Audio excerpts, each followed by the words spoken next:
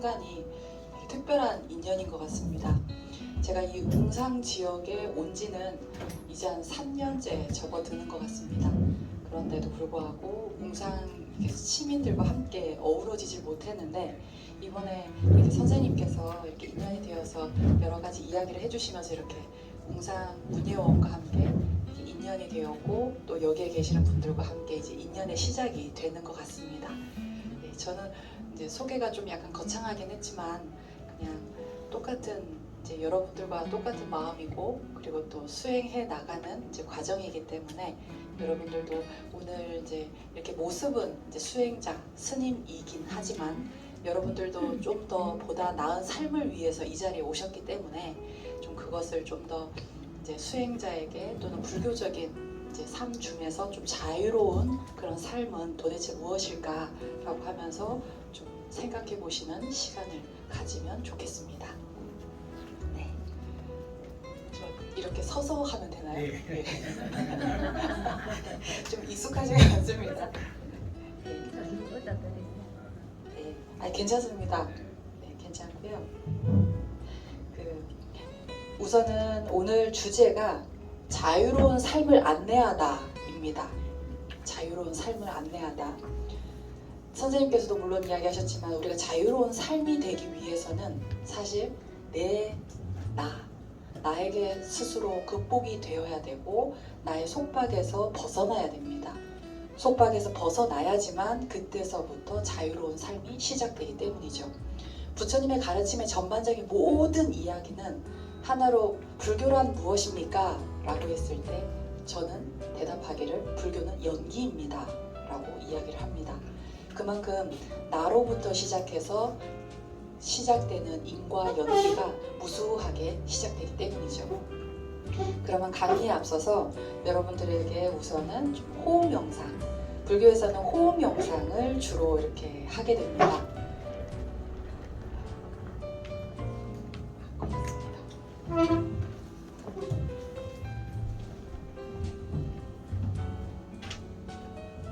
불교에서는 호흡 명상을 하게 되는데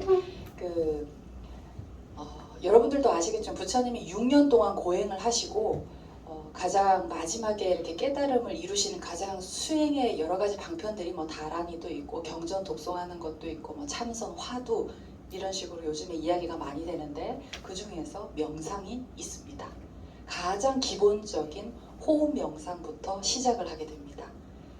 여러분들에게 호흡 명상을 간략히 소개하고 나도 한번 이 자리에서 호흡 명상을 하면서 내 자신을 한번 살펴볼 수 있는 기회로 삼고, 그리고 또 이 자리에서 나가시더라도 내가 잠자리에 들기 전에 내 호흡을 한번 가다듬으면서 들숨과 날숨을 잘 챙기신다면 사실 그것부터 실천 행위 시작되고 자유로운 삶으로 나아가는데 한 단계 한 단계 시작이 됩니다.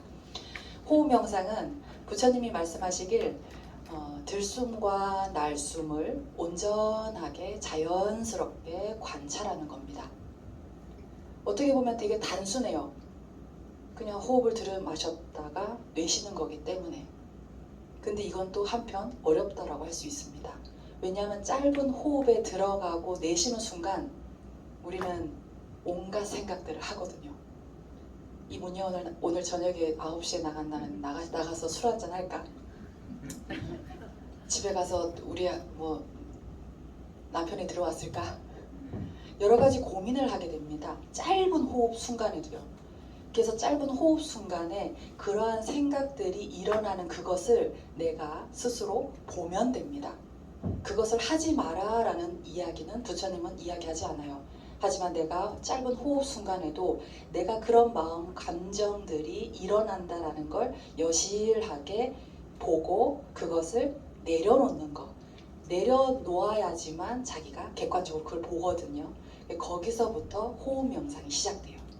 그래서 여러분들이 저랑 같이 경쇠로 이제 소리를 내면 그 소리를 들으시면서 그냥 온전하게 나의 들숨 들어 마셨다 가슴이 부풀어지고 배가 부풀어졌다가 또 후 내쉬면 또 호흡이 쫙 내려가죠. 그것과 같이 호흡을 들어 마셨다가 내쉬는 그냥 그것만 집중을 하시면 됩니다. 방법은 단순합니다. 오로지 호흡에만 집중하시면 돼요. 자, 그러면 여러분들 어깨를 한번 좀 쭉 펴보시겠습니다. 손은 여러분들 배 위에다가 올려놓으셔도 되고, 아니면은 뭐 기본적으로 교양으로 알고 계시는 이제 손 이렇게 단전으로 모아 놓으셔도 좋습니다. 이때 엄치뼈라 하지요. 꼭 이렇게 자세를 한번 딱 바로 잡아 보십시오. 그리고 우리가 살 때 나도 모르는 결에 이 어금니에 힘을 주면서 산답니다. 우리 나도 모르게 힘을 준대요. 어금니 힘도 살짝 빼시고 어깨에 힘도 뺍니다. 그리고 눈은 살며시 코끝을 바라보는 시선으로 이렇게 아래를 지긋하게 응시하시면 됩니다. 혹은 눈을 감으셔도 무방합니다. 자, 경세 소리에 맞춰서 여러분들의 숨을 깊이 들어 마셨다가 후 깊이 천천히 내쉬어 봅니다.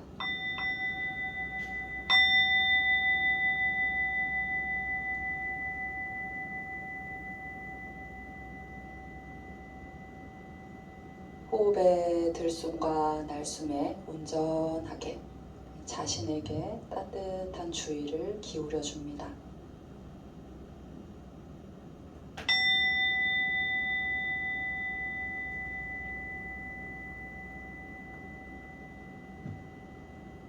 혹시 어지러운 생각들이 일어난다면 그것을 천천히 내쉬면서 내려놓습니다.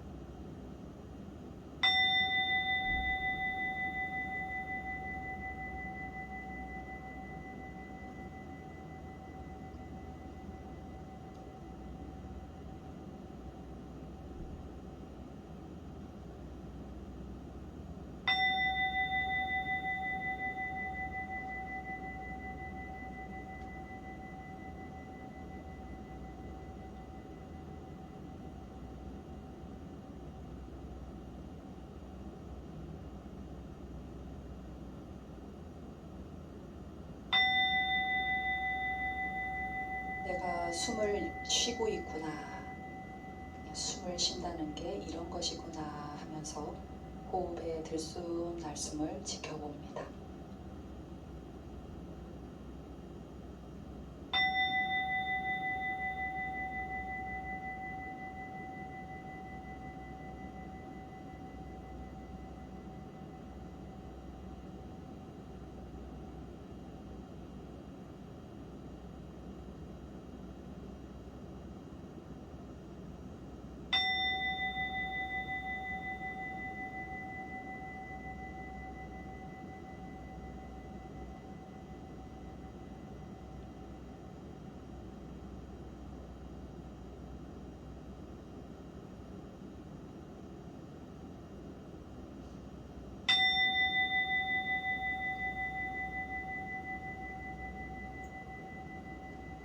이제 의식을, 호흡의 들숨 날숨을 하던 그 의식을 지금 이 순간 자리에 앉아 있는 여기로 가지고 옵니다.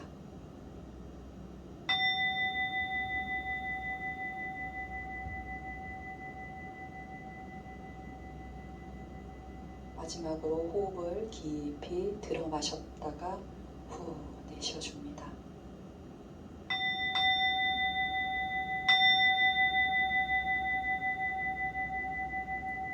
이제 감았던 눈을 한번 떠봅니다. 너무 차분해지셨나요? 너무 차분해지신 것 같습니다. 네, 여러분들 혹시 우리 좀 약간은 분위기 전환을 한번 하고 자유로운 삶 주제 시작하도록 하겠습니다. 우리가 명상 중에서도 긍정 명상이라는 게 있어요. 긍정 명상 들어보셨나요? 네, 들어보신 분도 계시고.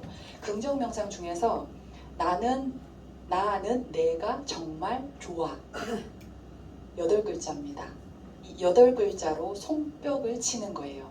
손뼉을 치는데 집중하셔야 됩니다. 오로지 나는 내가 정말 좋아라는 그 말을 하면서 손뼉은 박자대로 쳐야 되고 오로지 그것만 집중하는 거예요. 제가 박자를 한번 알려드릴게요. 1분단, 2분단, 3분단 이제 경쟁으로 겨루는 걸로 하겠습니다.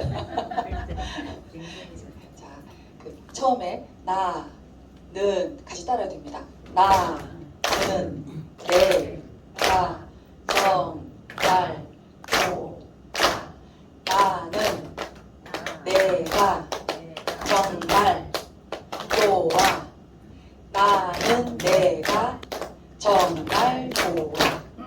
나는 내가 정말 좋아. 자, 기억하셨나요? 네, 이제 다시 시작합니다. 손바닥을 더 진짜 우렁차게 더 크게 치셔야 됩니다. 그리고 정말 나를 사랑하는 그 마음을 가득 담아서 목소리에 힘을 줘서 우렁차게 외치셔야 됩니다. 지금 이 순간 지나가면 여러분 다시는 이런 시간이 오지 않아요. 정말 내 자신을 한번 바라봐 주세요. 왜냐하면 오늘 강의가 나를 온전하게 바라보는 시간을 가질 수 있거든요. 자, 시작합니다. 시작. 나는 내가 정말 좋아. 나는 내가 정말 좋아. 나는 내가 정말 좋아. 나는 내가 정말 좋아. 3분단 부원장님 좀 안 맞습니다. 3분단부터 다시 시작해요. 3분단만 한번 해보겠습니다. 좀 더 우렁차게요. 우리 뒤에 앉아 계시는 분들 제가 안 보인다고 생각하시지 마세요. 다 보입니다 지금. 자, 시작. 나는 내가 정말 좋아. 나는 내가 정말 좋아. 나는 내가 정말 좋아. 나는 내가 정말 좋아. 이번에 좀 집중하셨어요. 이거 나한테 집중했기 때문에 이게 가능한 거예요. 자, 그럼 2분단 조금 빠른 속도로 더 크게 하겠습니다. 자, 2분단 더 책임감이 막중합니다.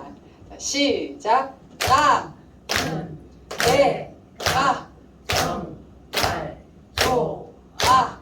나는 내가 정말 좋아. 나는 내가 정말 좋아. 나는 내가 정말 좋아. 조금 약하긴 한데 우리 거사님들께서 이렇게 좀 부끄러워하시는 것 같아요.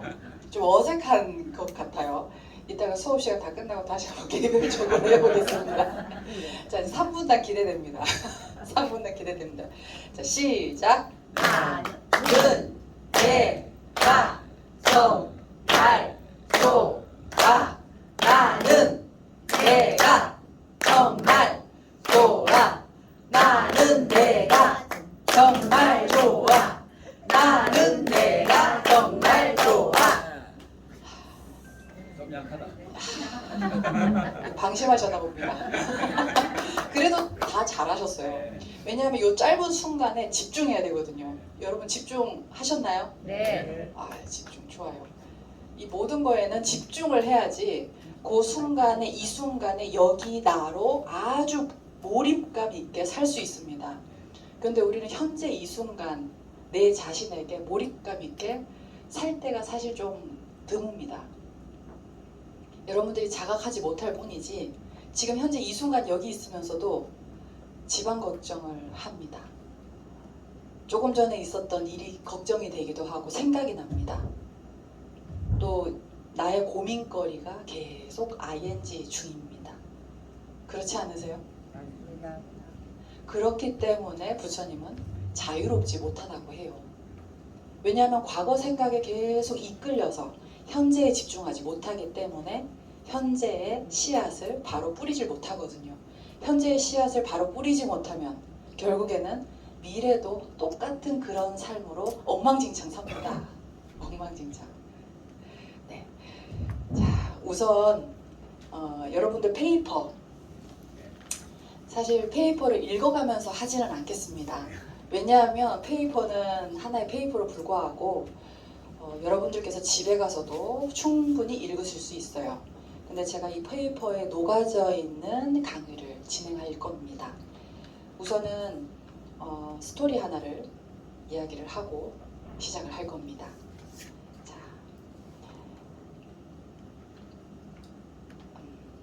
문경 봉암사에 서암 스님이라고 예전에 살아 계셨던 큰 스님이 계셔요. 큰 스님. 물론 요즘에도 이렇게 큰 스님들이 제방 선원에 이제 다들 계시는데 그 당시에 문경 봉암사에 계셨던 그 스님이 이제 법륜 스님과 함께 이제 대담했던 내용입니다. 스님께서 이제 법륜 스님이 진짜 이 불교가 지금 망해간다. 지금 너무 지금 이제 말세다. 이 불교가 어떻게 이제 지금 이렇게 막 스님들이 술고기를 하고 스님들이 이렇게 지금 쓸데없이 수행은 안 하고 하면서 당신이 막 개탄을 할 정도로 심하게 이제 사회에 대한 이제 막 불만감, 불교에 대한 또 큰 스님들의 또 이판 사판 스님들에게 불만을 한창 이제 품었을 때였다고 합니다. 그러다가 문경 봉암사의 큰 스님을 이제 찾아뵈었어요. 근데 이제 큰 스님께 물어요. 스님, 이 불교가 말이 됩니까? 요즘 스님들이 정신을 못 차리고 너무 지금 방관하고 있습니다. 부처님의 말씀을 그대로 실천하지 못하고 이게 불교가 과연 이렇게 해서 되겠습니까? 그랬더니 서암 스님이 뭐라고 하셨냐면 이보게 수행자가 논두렁에서 청정한 마음을 가지고 논두렁에 누워있으면 그곳이 바로 법당이라네. 그곳이 법당이고 그곳이 절이라네. 그리고 그곳이 바로 불교라네. 그걸로 이야기를 딱 듣는 순간 법륜 스님이 많은 생각을 했다고 해요. 우리가 2500년 전부터 내려왔던 불교가 여러분들도 아마 인문학으로 참 충분히 이제 아실 거라고 생각이 들어요. 2500년 전부터 불교가 내려올 때 부처님이 이야기했던 수행적인 측면에서 했던 이야기는 기복 종교가 아니었어요. 요즘에는 초하루 해서 신중기도 올리고 관음제일에서 기도 올리고 뭔가 해서 신중기도도 올리고 산신기도도 올리고 여러 가지 빌고 또 빕니다. 그런데 2500년 전 부처님이 이야기하셨던 불교의 그 말씀은 그 마음을 청정하게 쓰라. 그 마음의 씨앗을 선과 악으로 만약 이야기한다면 선한 씨앗을 계속 뿌려라. 그 이야기를 하십니다. 그리고 청정한 마음을 내라 라고 하는 것은 내 마음에 누구나 무시의례로부터 내가 스스로 때를 묻혀서 이제 지내옵니다. 거듭거듭 윤회를 거쳐서 온다고 합니다. 근데 불교의 삶은 윤회에서 벗어나는 삶입니다. 윤회가 있다 없다라는 그런 사상을 논할 것이 아니라 자기가 수행을 하지 못하고 탐욕과 오용락에 이끌려서 산다면 그러한 삶으로 계속 끊임없이 반복된다고 합니다. 그 반복되는 그것을 스스로 문제의식을 느끼면서 딱 자기 마음을 잡돌이해서 그대로 다시 자기가 청정하게 마음을 쓸 것이라고 계속 자신의 마음을 회광반조하면서 자기가 탐욕과 욕심과 그리고 진심, 치심까지 그리고 오용락까지 스스로를 잘 이렇게 관조를 하기 시작하면 그때서부터 자기 원각이 원래 있었던 원각이 드러난다고 합니다. 원래 있었던 원각이.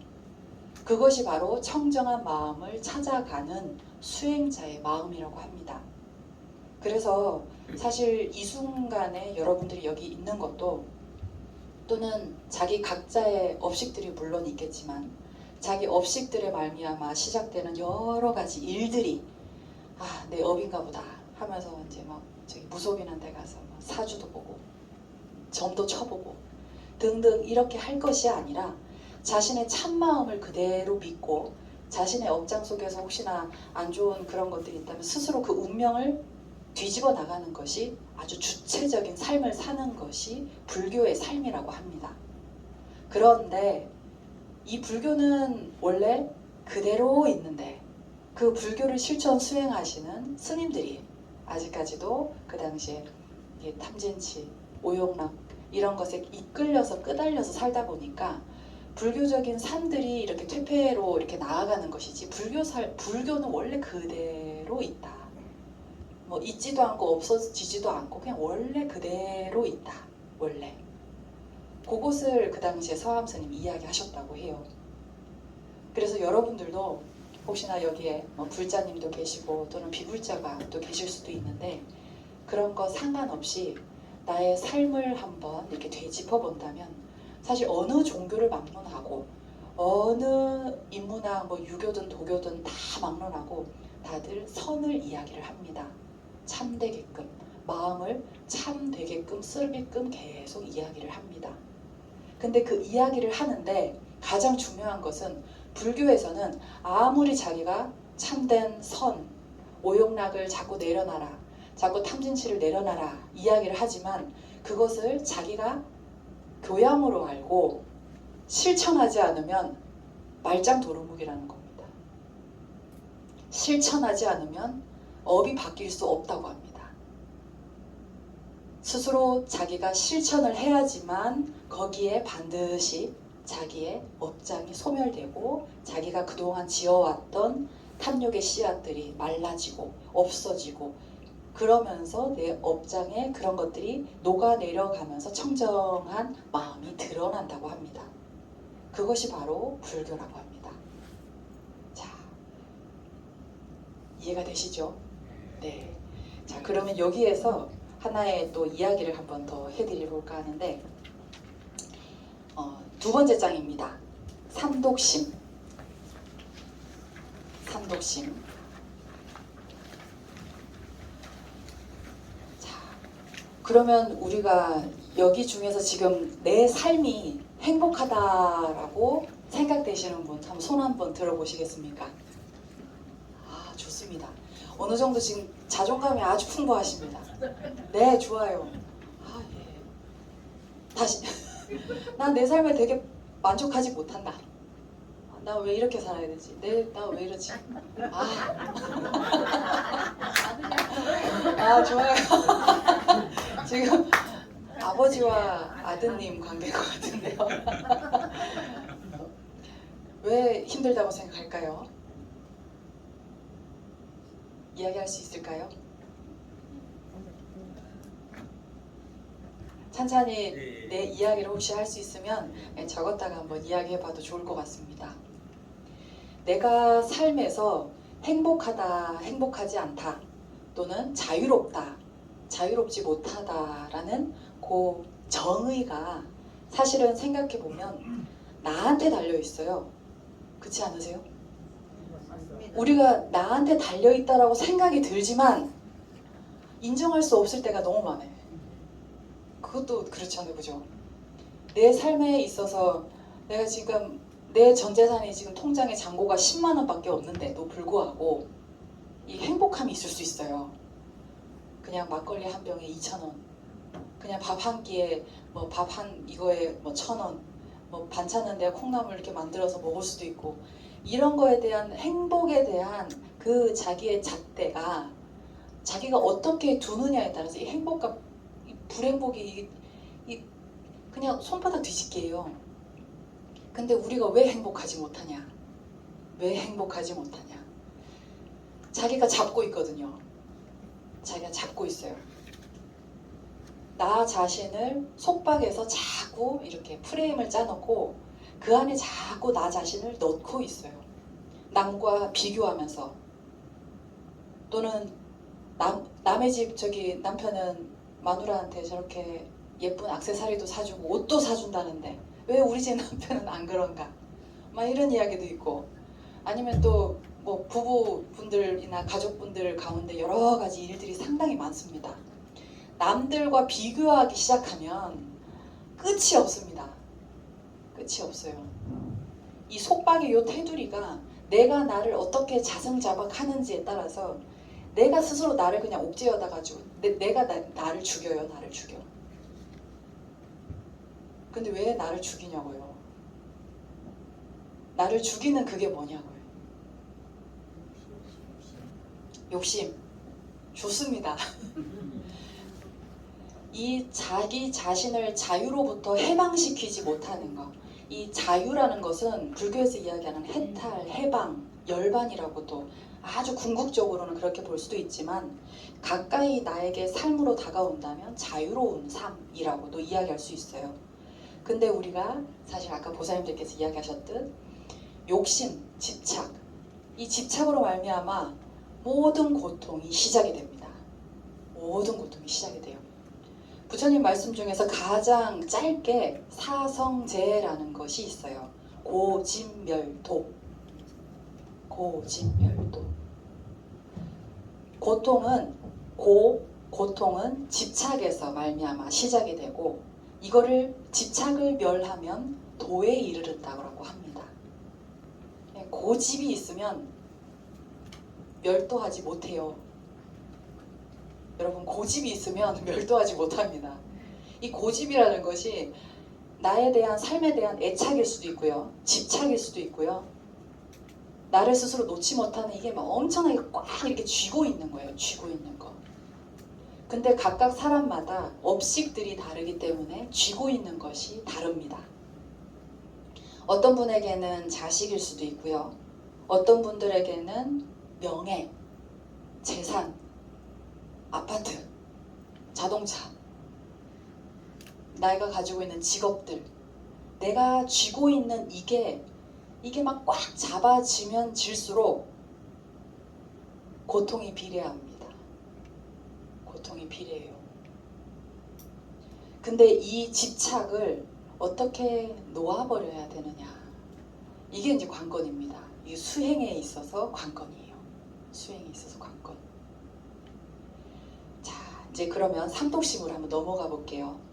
아까 이제 보살님들께서 이제 욕심이라고 이야기하셨는데, 그러면 우리가 왜 이렇게 이제 부처님 하는 말씀은 모든 사람들이 다 깨달아 있는 존재라고 하는데, 모든 사람들이 다 참마음으로 원각의 맑은 마음이 있다고 하는데, 왜 우리는 그것을 알아채지 못하고 끊임없이 이렇게 집안일에 있어서 고통이 있어야 되며, 왜 하필이면 나한테 이런 사고가 있어야 하며, 왜 나한테 이런 일이 있어야 하며, 이렇게 계속 생각을 하게 됩니다.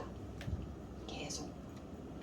요게 앞으로 이렇게 싹 집어오면, 부처님은 이 맑은 본래 성품이 있는데, 그 본래 성품에 있어서 무시 이래로부터 자기가 무명으로 말미암아, 즉 밝지 못한 마음으로 말미암아서 거기에 삼독심, 크게는 삼독심입니다. 탐욕, 진, 화내는 마음, 치, 어리석은 마음. 무엇에 대한 어리석음? 인과를 알지 못하는, 연기를 알지 못하는 어리석은 마음, 어리석은 생각, 번뇌, 망상, 이런 것들로 말미암아서 끊임없이 자기 생각을 내기 때문에 그때서부터 윤회가 시작된다고 합니다. 윤회가. 근데 그 윤회가 바로 코앞에 있는 내일을 윤회라고도 할 수 있어요. 오늘 여러분들과의 관계 속에서 있었던 이런 일들로 말미암아 내일이 있어요. 내일 여기 스님 한번 만나러 가야 되겠다, 이런 생각을 하시는 분들도 있을 것이고, 뭐 별거 아니네, 그러면서 내 마음속에서 생각을 하고 안 갈 수도 있고. 그러니까 현재 지금 내가 어떠한 마음으로 딱딱 정이 내리냐에 따라서 다음 날이 달라져요. 그래서 우리는 매 순간순간 자기 마음을 찰나찰나 점검하라고 합니다. 순간순간. 뭐 1시간, 2시간 이거 아니고 몇 초마다요. 왜냐하면 몇 초마다 내 생각이 항상 달라지기 때문에. 친구와 약속을 해놨다가도 금세 친구와 약속을 취소하기도 하고, 내 기분에 따라서, 내 마음에 따라서 왔다 바뀌는 게 내 마음이에요. 근데 그 마음은, 이게 마음이라고 할 때, 이렇게 불교에서 마음이라고 할 때 경전에서 많이 나옵니다. 그 마음에는 여러분들이 잘 이게 정의를 내리셔야 돼요. 이게 참 마음이 있고, 그 다음에 그냥 마음이 있어요. 뭐 대승기신론에 보면 일심이문이라고 합니다. 일심이문. 하나의 마음에서 두 가지의 갈래의 길이 나누어집니다.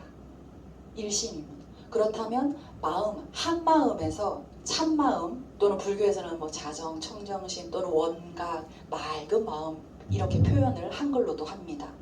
근데 그 일심, 맑은 참마음에서 자기가 어떻게 자기 업식에 따라서 마음을 먹어서 하느냐에 따라서 이제 생각들이 나누어집니다. 생멸문과 진여문으로 나누어진다고 해요. 즉 그것은 내가 생각을 어떻게 하느냐에 따라서 이 맑은 마음에 이제 그냥 자기의 번뇌의 마음이 든다고 하지요. 그래서 이 첫 번째 마음을 우리는 참마음 또는 한마음이라고도 표현을 하고요. 또는 원각, 자성청정심 또는 진여심 여러 가지 용어로 경전에서는 이야기를 합니다. 근데 그 마음은 사실 모든 사람들에게 항상 원래 있는데 요것을 내가 나의 산독심, 무시이래로부터 내가 지어왔던 나의 탐진, 지와 오용락으로 인해서 그 씨앗들이 싹 트게 되면 요때서부터 이제 길이 나누어진다고 해요. 자, 그러면 하나만 더 이제 스토리 이야기해 볼게요. 그러면 왜 우리 맹자에서 성선설이 있잖아요. 성선설이 있고 성악설도 있고, 제가 한 20대 때 그 철학과에서 공부를 할 때, 그리고 유도에서 공부를 할 때, 그 당시에는 유교에서는 성선설, 맹자의 그 성선설을 정말 아주 받듭니다. 근데 제가 오늘 그 통도사의 어린아이들을 데리고 템플스테이를 갔다 왔어요. 이제 초등학교 2학년도 있고 5학년, 6학년, 4학년 이렇게 해서 몇 명이 있었는데, 제가 성선설을 아주 이 성선설, 과연 이 성선설이 맞나? 이런 생각을 할 정도로 몹시나 좀 번뇌스러웠어요. 자, 그러면 내가 이걸 불교적으로 만약 이제 바꿔본다면 이게 도대체 뭔가 생각을 해보니, 왜 아까 이야기했잖아요. 우리 일심이문이라고 할 때 그 한 참 마음 있잖아요. 참 마음에서 어떻게 자기가 마음을 쓰느냐에 따라서 그 업식에 따라서 요 가운데 탁 껴있는 게 업식이에요. 무시 이래로부터 자기 자신을 있게 한, 존재케 한 나의 업식. 요 업식에 따라서 모든 생들이 이제 나누어지는 거예요. 육도윤회 한다 하지요. 지옥에도 가는 사람도 있고, 축생으로 떨어지는 사람도 있고, 악귀, 인간, 모든 크게 나누어서 육도윤회로 나누어집니다. 근데 이 참 마음에서 시작되는 거예요. 그럼 어떻게 참 마음, 왜 깨끗한 마음인데 왜 거기서 시작되냐? 다시 한번 말하겠지만, 그 참 마음에 어떻게 삼독심과 오용락으로 씨앗이 뿌려져 있는가에 따라서, 그 씨앗이 싹 트냐에 따라서 자기의 삶이 바뀐다는 거죠. 그럼 제가 이제 오늘 이제 그 템플스테이를 갔다 오면서 아이들이 사실 말을 엄청 안 들었습니다. 너무 안 들어가지고 마음이 막 이까지 일어났다가, 제가 사실 우리 웅장원에서는 아이들이 말을 너무 잘 들었어요. 말을 잘 들었는데 이게 단체로 다른 지역으로 이동을 해서 통도사라는 큰 절에 가니까 애들이 이제 이 고삐 풀린 망아지처럼 정신없이 뛰는 거예요. 기분이 좋다 보니까 더 막 고성을 높여서 이야기를 하고, 친구와 사소한 트러블까지도 싸움으로 이어가고, 네가 먹냐 내가 먹냐 다투기도 하고. 웅장원에서 사실 이 모습을 보기는 봤지만 케어는 할 수 있었어요. 제어도 할 수 있었고. 근데 이게 외부로 나가니까 이게 환경 조건이 확 들어가니까 아이들이 정신없이 이제 싹이 트는 거예요. 자기의 잠재되어 있던 싹. 자, 요때 이제 성악설, 성선설이 불교적으로 생각했을 땐 그럼 이걸 뭘까? 제가 이제 생각을 한 거예요. 자, 불교적으로 봤을 때는 성성설일 수도 있고 선악설일 수도 있어요. 왜냐? 각자의 업식의 씨앗에 따라서 자기가 어떻게 전생에, 전전생에, 몇 생에 걸쳐서 자기가 어떻게 살아오면서 그 DNA를 자기가 씨앗을 심었냐에 따라서 그것이 환경 조건이 이루어지면 그 씨앗이 싹 튼다는 거죠. 그래서 이게 만약에 그 아이들 중에서도 심성이 착한 아이들도 물론 있습니다. 심성이 착한 아이들이 있지만 어느 정도 좀 이렇게 막 말갈량이처럼 막 장난꾸러기처럼 막 이렇게 막 거친 말을 막 욕설을 자주 하는 친구랑 같이 어울리게 되면 자기에게 잠재되어 있던 씨앗들이, 원래는 그런 씨앗이 누구나 중생이기 때문에 누구나에게 다 있어요. 근데 씨앗이 있는데 요게 이제 그 친구들과 함께 금묵자학입니다. 어울림으로부터 시작해가지고 그때부터 난리가 나는 거예요. 근데 이 아이가 이 이제 심성이 그나마 좀 올곧은 아이가 또 자기 혼자서 또 있을 때는 그렇게 조용하더란 말이죠. 근데 어느 정도 환경과 조건이 탁 주어지면 애가 돌변합니다. 그게 바로 인연이라 그래요. 인연. 여러분들이 알고 계시는 인연. 이는 내 마음속의 씨앗이에요. 연은 환경과 조건입니다. 환경과 조건. 자, 그럼 사람으로 봤을 때는 내 만약에 인이라는 것이, 그럼 이제 좀 약간 거친 예를 한번 들어볼게요. 전생에 요즘에 사건 사고가 너무 많이 나가지고 전생에 살인을 저질렀던 사람이 만약 있습니다. 이렇게 원한 관계로 해서 죽어요. 죽어서 그렇게 원한 관계로 있었던 그 살인 사건을 하면서 이 생에 이제 태어났습니다. 이 생에 태어났는데 또 한 가정의 자식으로 태어나는 거죠. 그럼 엄청 이제 착하게, 이제 아버지 어머니는 너무 예쁘죠. 항상 착하게 막 떠받들고 살아갑니다. 그러나 이 아이가 원래는 이렇게 태어날 때, 불교적으로 이야기할 때는 자기가 자기의 업생으로 태어나게 되어 있어요. 자기의 업생으로, 자기가 이끌리는 바대로. 왜 엄마 왜 나를 낳았어요? 하지만 네가 선택해서 네가 우리 집에 들어온 거야 라고 하잖아요. 진짜 자기가 선택해서 들어오는 거예요. 그 부모의 업식과 업결에 그대로 맞아서 거기에 이끌려서 자기가 태어나는 겁니다. 그래서 이제 부모와 비슷한 동업으로 그렇게 뭔가를 살생하는 집안에 들어오는 거죠. 근데 어떻게 또 태어나 보니 아버지가 낚시를 또 너무 좋아해요. 뭔가 모르게 살생하는 걸 좋아해요. 막 살아있는 고기도 먹고. 근데 이 아이가 어렸을 때부터 만약에 자기 부모님들이 미리 이런 인과법에 대해서 여실하게 아시는 분이라면 자기와 비슷한 삶을 살게끔 하지 않겠다라는 생각으로 인해서 아이를 케어합니다. 그러한 조건과 환경을 만들어주지 않아요. 그 씨앗이 잠재되어 있다는 걸 알아요. 인과법을 아는 사람들은. 그래서 그런 환경과 조건을 만들어주지 않습니다. 어느 정도 부드러운 환경에서 그 씨앗이 마르게끔 합니다. 마르게끔. 그래서 불교에서는 사정근이라는 게 있어요. 사정근. 아주 악한 씨앗은 완전 바짝 마르게 하고, 어느 정도 싹튼 씨앗은, 싹튼 악은 더 이상 싹트지 않게 하고, 어느 정도 무르익은 선의 씨앗은 무르익게끔 조건과 환경을 많이 만들어주고, 이미 왕성한 선은 그대로 더 왕성하게끔 해주는 것이 네 가지의 정근으로 나누어져요. 자, 그럼 이렇게 본다면 이 아이 같은 경우는 그렇게 살생을 많이 했던 전생의 그런 업식의 업결의 그런 씨앗 존재로 병계 소집성으로 탁 이 세상에 태어난다면, 이 부모님들이 알지는 못하지만 뭔가 모르게 아이의 약간 거칠은 모습을 본단 말입니다. 그것을 보고 이 아이가 잘 바루어질 수 있도록 그런 환경과 조건을 만들지 않도록 그걸 잘 형성해서 만들어주면 그런 부모님도 변해야 돼요. 부모님도 그런 생각을 하지 않도록, 그런 환경 조건을 하지 않도록 부모님도 스스로 자기 행동을 제어를 합니다. 그럼 당연히 그것을 보고 자라난 아이들도 똑같이 부모님과 행동을 합니다. 이렇게 하면 그렇게 이생에는 살생의 업이 감해지겠죠. 말라버립니다. 그 씨앗이 말라버립니다.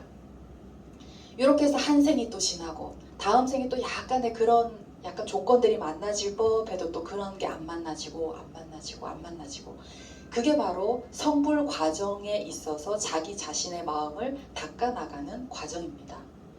그거는 혼자만 될 수 없어요. 우리가 선지식이 필요하다 하지요.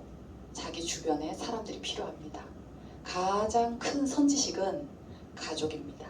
가족. 그렇게 꼴 보기 싫던 마누라가 내 선지식일 수도 있고요. 말을 그렇게 안 듣는 내 자식이 내 선지식일 수 있어요. 내 선지식.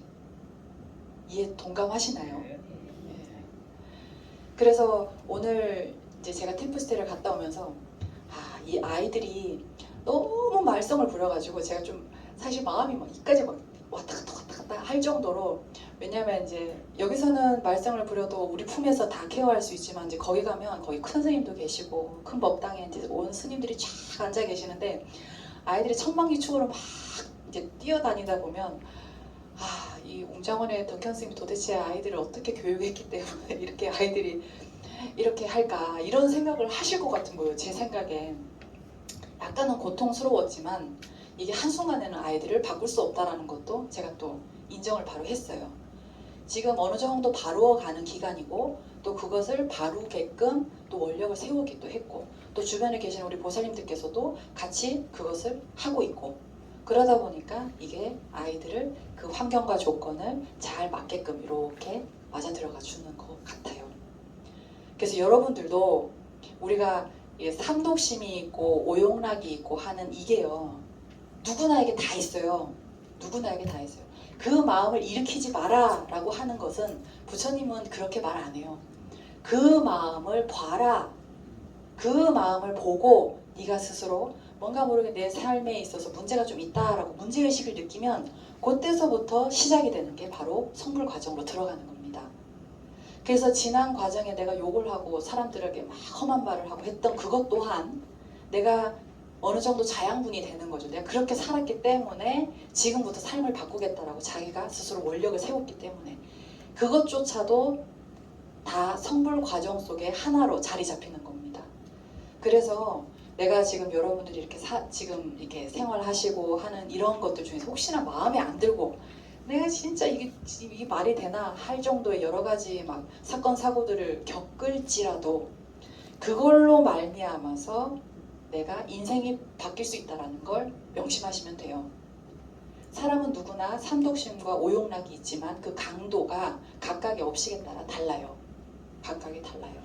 누군가에게는 색심이 많이 있고 누군가에게는 권력욕이 많이 있고 누군가에게는 명예욕이 많이 있고 이렇게 각각의 욕심이 여러 가지가 달라요. 근데 그거는 자기 업결에 맞게끔 들어오는 거죠.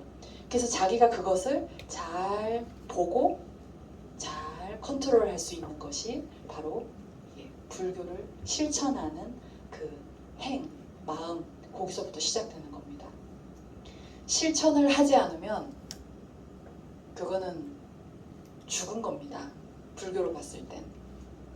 그냥 교양으로 보고 책으로 보고 만약 이러한 삶을 산다면 그것은 죽은 거랑 다름없다고 해요. 그래서 수행자들에게는 이제 선지식도 그렇고 부처님이 이야기하시길 교양으로 불교를 접하지 말라고 합니다. 교양으로. 내가 내 인생에서 좀 뭔가 인성에 좀 도움이 되고 내 지식적인 거에 좀 도움이 되는 이런 식으로 불교를 접근하면 아르마리만 생기지 번뇌만 생기지 내 상만 생길 뿐 내 삶에게 변화는 되어줄 수 없다. 왜냐하면 내가 어느 정도 불교에 대한 뭔가 되게 고매한 지식을 얻고자 금강경을 독송하고 법화경을 독송하고 여러 가지 경전을 만약 독송한다면 또 이걸 또 통해서 유튜브를 또 봅니다. 또 막 큰 스님들 법문을 보면서 그럼 내가 뭔가 모르게 알았다라는 상이 생기기 시작해요. 그 상이 생기기 시작하면 그걸 우리는 곧 아르마리라 하거든요. 나만의 번뇌라고 봐요. 근데 나만의 번뇌가 생기기 시작하면 잡아줄 수가 없어요. 왜냐하면 법상이 생기거든요. 법상이 생기면 누구 스님은 이렇게 이야기했는데 저 스님은 저렇게 이야기하네? 이 스님 제대로 수행하는 거 맞나? 좀 이상한데? 땡중 아닌가? 막 여러 가지 생각들을 스스로 일으킬 수 있어요. 요게 바로 아상으로 시작해가지고 내 삼독심이 싹 자리가 잡히면서 이게 그대로 법상이 이제 탁 마련되는 거예요. 법상이 마련되면 이게 이제 깨질 수가 없는 거죠.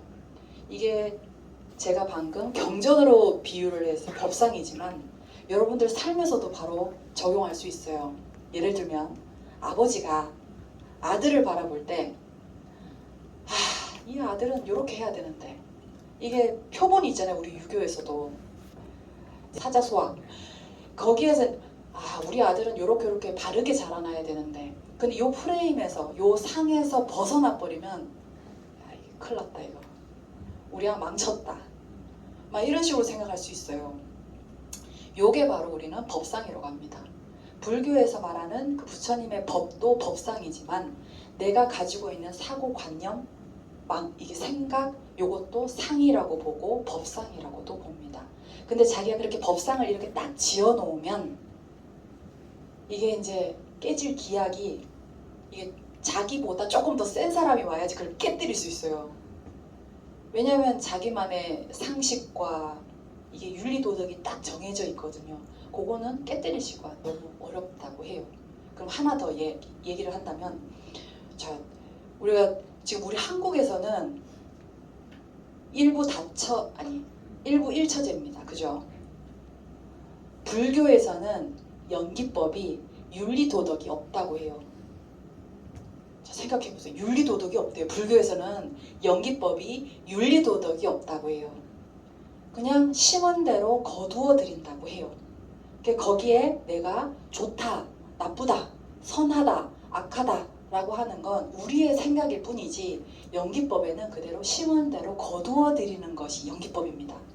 자, 그러면 우리가 한국에서 사는 우리 남자분들, 여자분들은 일부 일처제가 우리나라의 윤리도덕입니다. 그 TV 드라마를 봅니다. 이제 이제 저기 TV 속에 나오는 이제 어떤 막장 드라마 막 이제 뭐 바람 피고 막 여관에 나갔다가 들어오는 막 그런 모습들까지 막 이러면서 도찰을 하고, 근데 그러면서 이제 막 우리 보살님들 막 저 미친놈이다 저 막 욕을 합니다. 근데 그 미친놈이다 라고 생각하는 그게 우리 한국에서 일부 일처제에 대한 교육으로 말미암아 생겨진 법상이라는 거죠. 자, 그럼 이걸 불교로 봤을 때는 어떻게 보냐? 자기가 그럴 만한 씨앗을 뿌렸다라고 봅니다. 물론 드라마는 드라마일 뿐이지만 이게 이해를 할 때 윤리도덕으로 접근하지 않고 어느 정도의 씨앗으로 보는 거죠. 그럼 그 씨앗을 연기법으로 보려면 거기에는 내 아상인상이 없어야 돼요. 그러니까 내 아상이 없어야 돼요. 내 삼독심이 이렇게 털어져야지만 있는 그대로 사물을 있는 그대로 볼 수 있어요. 있는 그대로. 있는 그대로. 이게 조금 어려워요. 왜냐하면 이게 현실로 들어왔을 때는 어떻게 그럴 수가 있냐. 난리가 납니다. 근데 이걸 이성을 이렇게 딱 되찾아서 생각해보면 이게 이제 이 마음 공부로 들어가는 거예요. 마음 공부. 왜냐하면 한국에서는 일부 일처제지만 저기 몽고로 넘어가면 일처 다부제더라고요. 그럼 일처 다부제를 나쁘다, 좋다 뭐 이렇게 이야기할 수 있습니까? 좋을 것 같습니까, 보살님들? 보살님 너무 좋아하십니다 지금요. 생각만 해도 기쁘신가 봐요 지금. 이게 우리나라에서는 당연히 이게 이제 일부 일처제지만 이 몽고로 싹 넘어가면 그 지역 환경 조건에 따라서 일처 다부제가 맞다는 거죠. 근데 거기서는 그렇다고 해가지고 화를 내거나 그러지 않아요. 그렇게 해서 수긍해서 또 삽니다. 그것이 바른 삶이 양 여기고. 그래서 우리가 다시 털어서 지금 여러분들 자리에 요 순간에 지금 나를 이렇게 봤을 때 내가 지금 가장 잡고 못 놓는 게 무엇인가를 먼저 생각해 보세요. 내가 가장 잡고 내가 고통스러워하는 게 무엇인가 한번 생각해 보세요. 내가 가장 잡고 힘든 그게 이 생의 여러분들의 화두입니다. 내가 그거를 탁 놓고 인정하고 그대로 있는 그대로 바라볼 수 있는 만큼의 마음이 쉬어진다면 더 이상 그거에 대한 인과 응보는 끝이 납니다. 이것이 바로 불교예요. 근데 자기가 그걸 인정을 못 하잖아요. 인정을 못 하면서 이 자식이 날 또 때렸어. 나도 쟤를 때려야지 하면서 주고받고 하면서 왔다 갔다 하면 끊임없는 윤회로 들어갑니다. 윤회로 들어가요. 멈추지 않는 것. 멈추지 않으면 윤회가 시작이 돼요. 근데 멈추면 보이기 시작합니다. 연기가 보이기 시작해요. 나에게 왜 이러한 일이 생겼는지, 내가 왜 이런 일을 겪을 수밖에 없는지에 대해서 보여집니다. 나의 연기를 내가 스스로 봐요. 우리가 인생엔 100년, 우리 인간 100년이 되게 뭐 길다면 길고 짧다면 짧지요. 근데 이게 육도 윤회하는 법계로 본다면 인생 100년은 하늘 세계에서는 하루입니다. 하루밖에 안 돼요. 근데 요 하루밖에 안 되는 요거를 우리는 아웅다웅 하면서 죽고 살고 합니다. 고통, 끊임없는 고통으로 이어지기도 하고요. 그래서 자기 마음을 어떻게 이 순간에 사람 목숨 받기가 맹구우목이라 하는데, 이게 큰 넓은 대양에 이게 판자가 하나 탁 떨어져가지고 거기에 거북이가 목을 한번 싹 내미는 그 확률이 바로 인간으로 태어날 수 있는 확률이라 해요. 그런 확률, 진짜 힘든 확률로 인간 세계에 태어난다고 합니다. 인간 세계에 태어나서 스스로 사유하고 과보도 받고 공덕도 쌓고 이렇게 하는 과정 속에서 윤회를 벗어날 수 있는 주체적인 힘을 가지고 있는 것이 바로 인간밖에 없다고 해요. 불교에서는 육도 윤회를 합니다. 지옥, 아귀, 축생, 아수라, 그리고 천상, 인간. 이 6가지 단계 중에서 만약 여러분들이 불교를 믿지 않아도요, 어느 종교를 막론하고 아니면 종교를 믿지 않아도 자기가 선행 공덕을, 그러니까 선행을 쌓는다면, 착한 말만 하고 누군가를 위해서 위해주고 이런 식으로 산다면 그냥 생천한다고 해요. 하늘로 태어난다고 합니다. 하늘로 태어나고 자기가 어느 정도 막 살생하길 좋아하고 도둑질하길 좋아하고 이런 식으로 막 삿된 마음 가지길 좋아한다면 그냥 그 악업으로 인해서 축생, 아귀, 지옥까지 떨어진다고 해요. 그런데 이 윤회는 끊임없이 돌고 도는 이유가 아무리 천상에 태어나더라도 그 천상의 복이 다하면 언젠가는 다시 내려오게 마련이고, 지옥, 아기, 축생에서 어느 정도 자기 과보를 엄청 많이 받았다면 그 과보가 다하여서 다시 다른 세상으로 태어날 수 있습니다. 근데 여기에서 끝이 없다는 거죠. 끝이 없다는 거. 끝이 없는 요 중에서 자기가 사유하고 명상하고 공덕과 복덕을 쌓으면서 스스로 성불 과정으로 갈 수 있는 그 주체적인 게 인간밖에 없다고 해요. 그래서 그 인간에서 자기가 어떻게 실천 수행하겠다라고 마음을 딱 먹는 순간 윤회에서 벗어나는 1단계로 들어갑니다. 근데 사람들은 이 윤회 속에 살지만 그 윤회가 고통인 줄을 몰라요. 그게 부처님 이야기예요. 왜냐하면 그 속에서 살다 보니까 거기에 젖어 들어가지고 이곳이 진흙탕인지 똥물인지를 알지를 못한다고 합니다. 알지를 못한다고 해요. 스스로 자기가 그 삶을 살기 때문에. 근데 그곳을 스스로 자각하면서 자기 마음을 계속 오용락과 탐진치로부터 잡돌이 하면서 명상을 하고 자기가 내 마음에서 일어나는 그 내 감정들, 화가 나고 치기가 나고 질투가 나고, 그래서 이 질투나는 마음으로 이게 마음과 생각으로 입을 뱉어서 험한 말을 하고 때리기까지 한다면 요게 이제 그대로 맞물려서 업으로 이어집니다. 신고의 상업의 업. 업으로 이어지는 순간 바로 끊임없는 윤회를 거듭하게 되죠. 그래서 인간만이 사유할 수 있고 인간만이 과보도 받고 공덕도 쌓기 때문에 인간만이 성불한다고 해요. 그래서 지금 이제 앞 시간에는 여러분들이 그럼 인간으로 태어나길 너무 잘했다, 요 마음을 지금 가져야 되고, 인간으로 태어났기 때문에 내가 지금 현재 내가 지금 혹시나 받고 있는 고통이 있다면 이 고통을 어떻게 극복하느냐. 물론 극복하는 것도 각각의 근기가 있고 각각의 생각들이 다를 겁니다.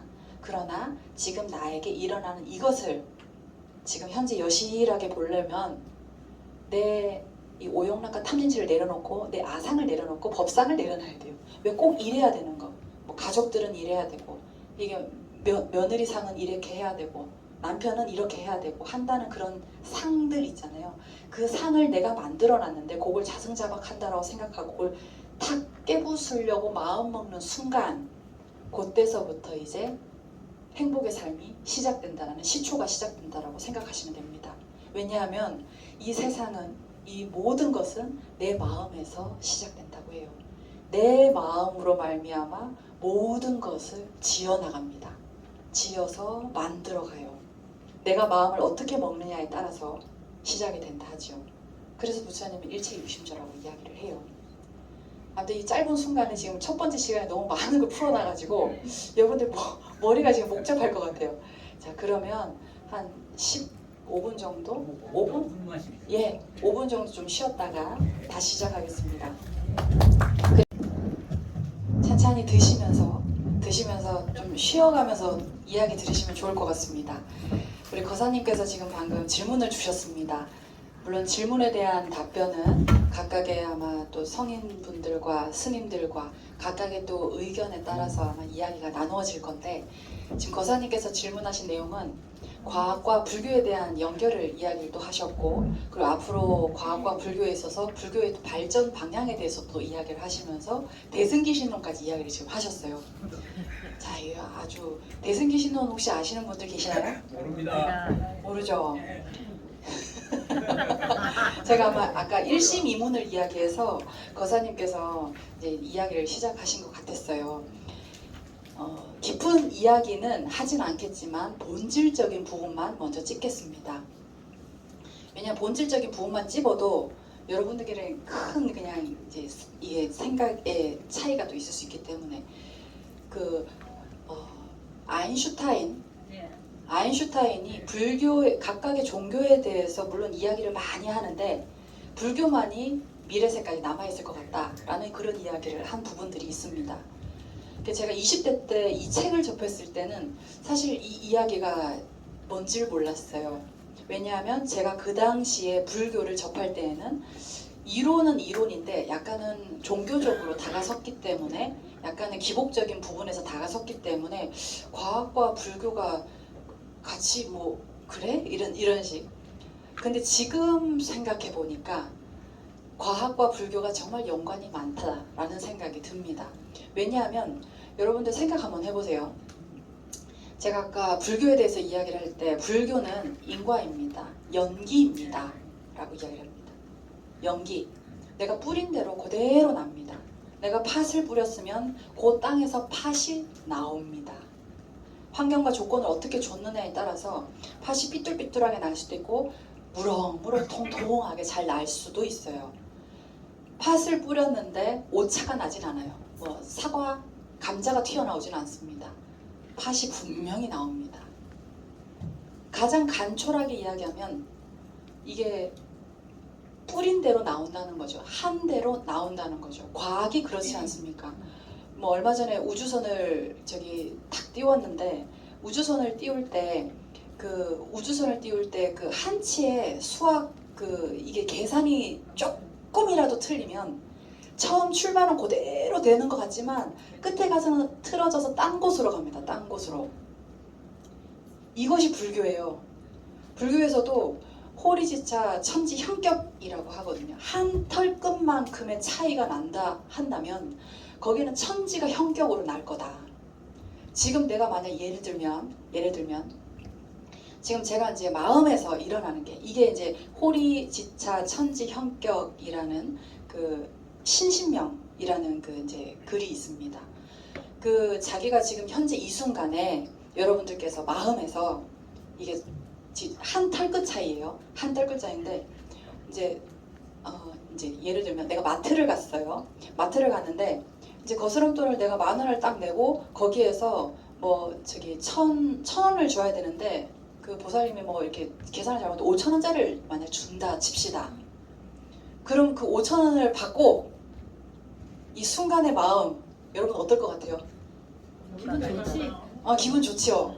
땡잡아. 모르는 척하고 땡 잡았다 싶어요. 원래 주머니에 넣는 사람도 있고 또 어떤 사람은 이거 받아도 되나? 들어오는 사람도 있고. 왜? 많이 줬다면서. 많이 주었다. 많이 줬다. 계산 많이 잘못. 줬다. 계산 잘못했다고 돌려주는. 네. 계산 잘못했다고 다시 돌려주는 사람도 있습니다. 요게 바로 천지형격이에요. 자, 요때 한번 봅시다. 자기가 지금 5,000원을 받았어요. 이렇게 해서 되돌려주는 요게 이제 바른 도리와 이치겠죠. 왜냐하면 돌려줌으로 해서 연기가 어떻게 일어날까 뻔하기 때문에. 근데 자기가 주머니에 넣고 와요. 요 순간에는 몰라요, 자기가. 내가 이 일이 어떻게 나중에 큰 파장으로 일어날지. 나중에 여기 시간이 지나고 이렇게 돈을 잘못 받았는 걸 내가 만약 모른다면 그걸 모른다면 죄가 되지 않는다 하는데 그걸 아는 순간은 죄가 됩니다. 아는 순간은. 이 주머니에 넣었어요. 이게 그럼 탐하는 마음이 지금 내 여기 씨앗이 심어진 겁니다. 이래가지고 이제 시간이 조금씩 지나면 요 씨앗이 환경과 조건이 맞아서 이렇게 잠재되어 있다가 어느 순간 싹이 틉니다. 어느 순간 이게 어떻게 싹이 트냐면 희한하게 싹이 트기를 만약에 아파트를 어떻게 하는데 진짜 사기꾼을 만날 수 있어요.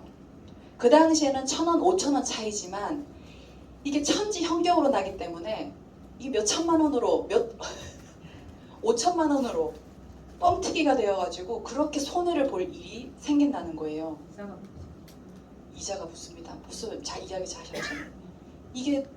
이게 자기의 마음을 어떻게 처음에 먹었냐에 따라 이게 엄청나게 큰 인과가 일어날 것을 첫 방에 딱 아는 사람은 보살이라고 해요. 수행 과의 중에서 불교에서 수행 과의를 세 가지로 보는데 중생, 성문영가 그리고 보살로 봅니다. 보살은 거의 아라한이라고도 하고요. 그리고 아라한은 하나의 그 번뇌는 아직 못 끊었다고 해요. 세교, 약간의 세교. 왜냐하면 다음 생에 또 그 세교로 다음 생에 어떤 모태에 들어가야지만 다시 태어나서 수행할 수 있기 때문에 약간의 세교는 일부러 남겨둔다고 해요. 그래서 불지위 오르기 직전에를 세 단계로 나눠요. 중생, 성문영각, 보살. 근데 보살은 어느 정도 수행 실천을 했고 다거업생으로 자기의 인과업을 알기 때문에 내가 이 5,000원을 내가 알면서 가져가면 다음에 무슨 일이 생길 걸 뻔히 알기 때문에 돌려준다고 합니다.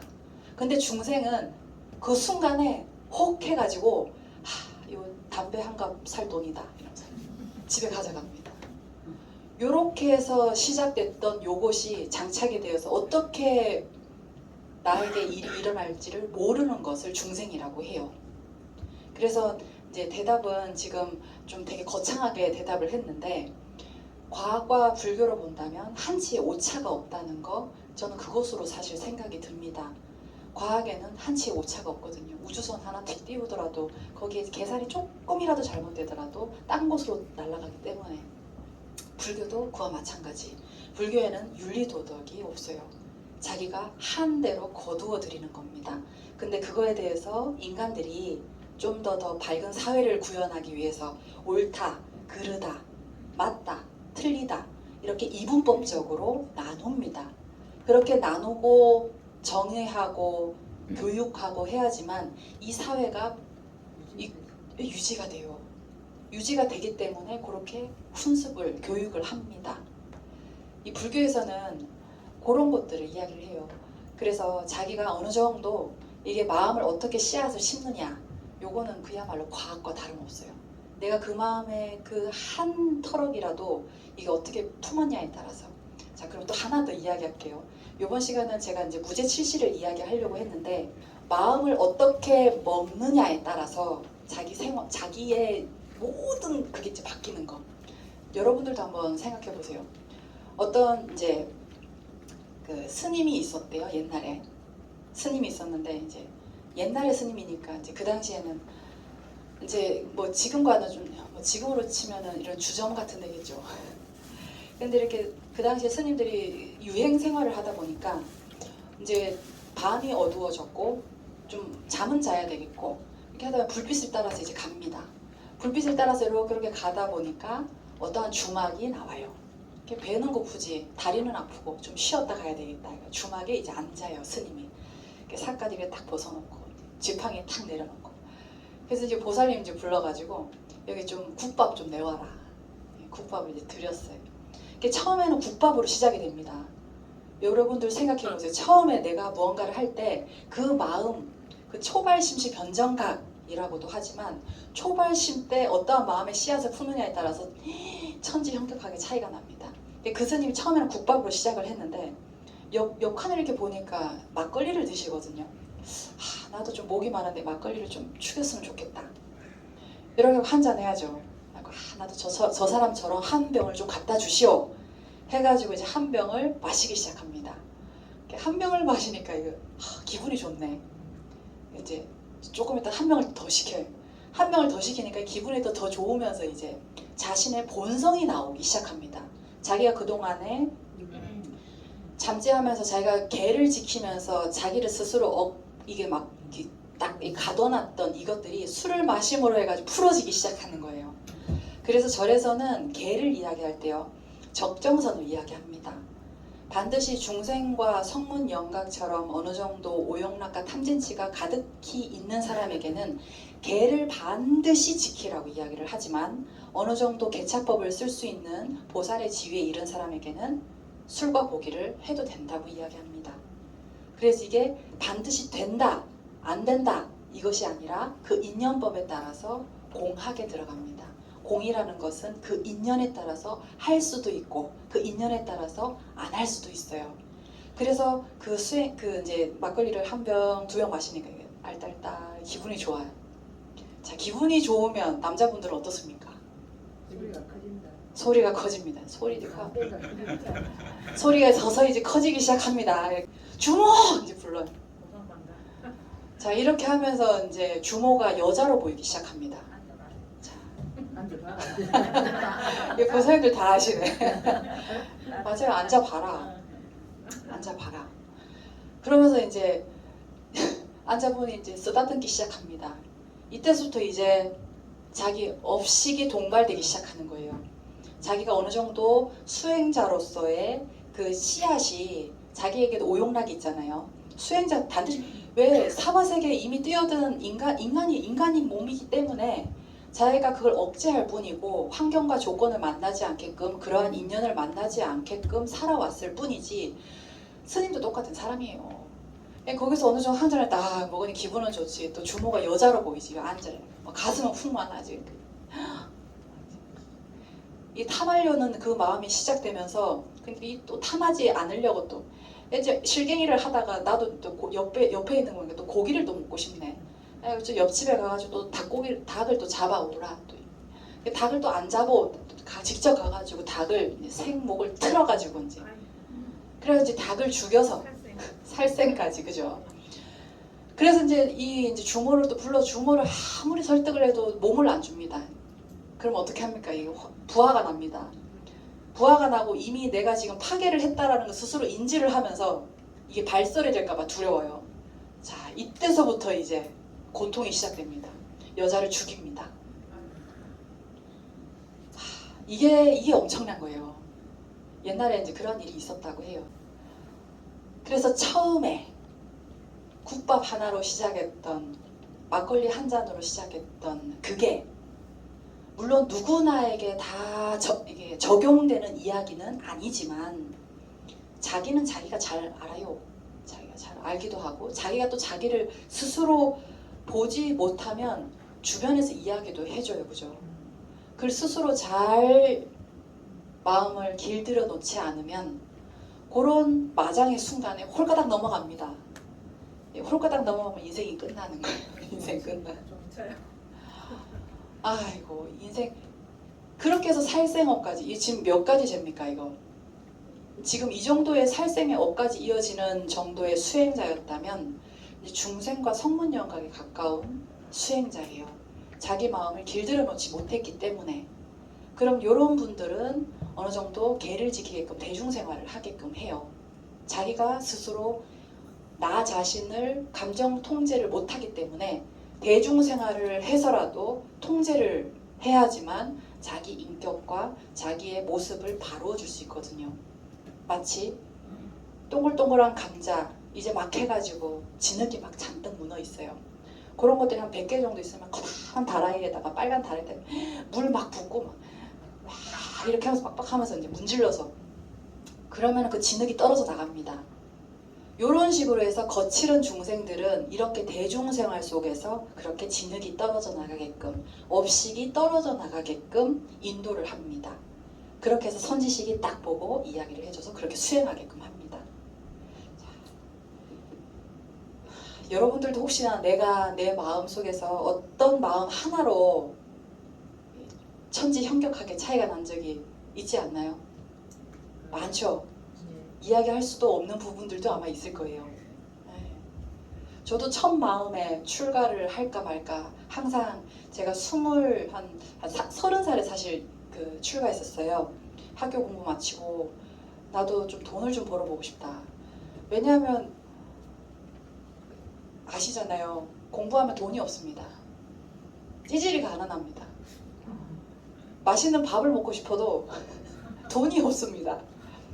그래서 제가 그 당시에 공부하는 사람들은 진짜 양반이 되어야 한량이 되어야지만 공부를 할 수 있다라고 제가 이야기를 할 정도로 공부를 하려니 책을 보려니 책을 사야 되고 책을 사려니 어머니한테 돈을 또 타야 되고 돈을 타려니 이게 또 애꿎은 소리 또 해야 되고 그 당시 저도 이제 학교 졸업을 하고 나도 이제 원 없이 한번 돈을 써보자 해가지고 그 취업을 했는데 취업을 하면서 세상사 일은 너무 힘들더라고요. 안 꼬면 가요. 아 너무 힘들더라고요. 이 밟고 일어나야 돼요. 성과를 내야 돼요. 성과를 내려면 욕심을 가져야 돼. 욕심을 가져야 돼요. 근데 이 무상한 욕심에 누군가를 밟고 일어나려니 마음은 아프고 그리고 또 가지고 싶지 않은 이런 이거 막 험한 마음도 가져야 되고 거기서 돈 벌기가 너무 어렵더라고요. 그리고 1년 만에 1년 만에 무상성을 너무 처절하게 느껴가지고 제가 이제 출가의 마음을 그냥 단박에 일주일 만에 가지고 바로 와버렸어요. 사실 한 10년 정도를 공부하면서 출가를 할까 했다가 아침에 출가를 해야지 했다가 저녁쯤 되면 친구들과 이제 맥주 한잔 하고 하면서 이제 세미나 한다고 그 이제 막 서로 스터디하고 막 이러면서 그 재미가 너무 좋은 거예요. 자기 생각들과 의견들을 이야기하는 그 재미가 너무 좋아. 아니야 출가는 나중에 다시 또 아침에 또 무상해 또 출가를 또 한다 했다가 또 저녁에 가면 또 생각이 또 달라져요. 이게 아침 저녁에 생각이 왔다 갔다 왔다 갔다. 결국에는 그런 시간을 무수하게 10년이라는 생활을 보내고 마지막에 직장 생활로 그냥 화려하게 마무리했습니다. 직장 생활이 너무 어려워요. 여러분들 돈 벌기 너무 어려우신 것 같아요. 지금 여기 계시는 분들은 나이가 어느 정도 좀 지긋하게 좀 그래도 있으셔서 이제 왕년에 이미 그러한 일들을 다 끝내셨겠지만 얼마나 현재 진행형일 수도 있네요. 직장 생활 하는 데 있어서 가장 힘든 게 왜 내 마음 같지 않다는 거. 상사가 시키는 대로 해야 되고 내 생각을 내버리면 그때서부터 번뇌가 시작되고 괴로움이 시작되고 이게 힘듭니다. 이걸 그대로 이제 무죄칠시로 넘어가면 윤회에서 벗어나는 길은 여러 가지가 있어요. 수행자들에게는 팔정도를 이야기하고 37조도품을 이야기하고 또 일반 이렇게 보살님들에게 육바라밀을 이야기를 합니다. 근데 우리 여러분들에게는 제가 오늘 무죄칠시를 이야기하려고 합니다. 수행에 대한 방편은 여러 가지예요. 여러 가지. 너무 많아서 이것이 맞다라고 딱 이렇게 정답을 낼 수가 없어요. 왜냐하면 인간들의 모습도 가지가지이기 때문에 각각의 방편들이 너무 달라요. 아시겠지만 어린아이들한테는 빨리 여기 문예 이제 만약에 예를 들어 지원아 지금 빨리 웅상 예수로 그 문예원으로 지금 빨리 잠깐 와. 여기 이제 보살님을 불렀다. 빨리 와. 거기가 어딘데요? 그럼 거짓말을 해야지. 이게 선의의 여기 장난감도 있고 먹을 게 진짜 많아. 네가 좋아하는 과자도 있고 이렇게 말을 해줘야 돼요. 이게 바로 방편설입니다.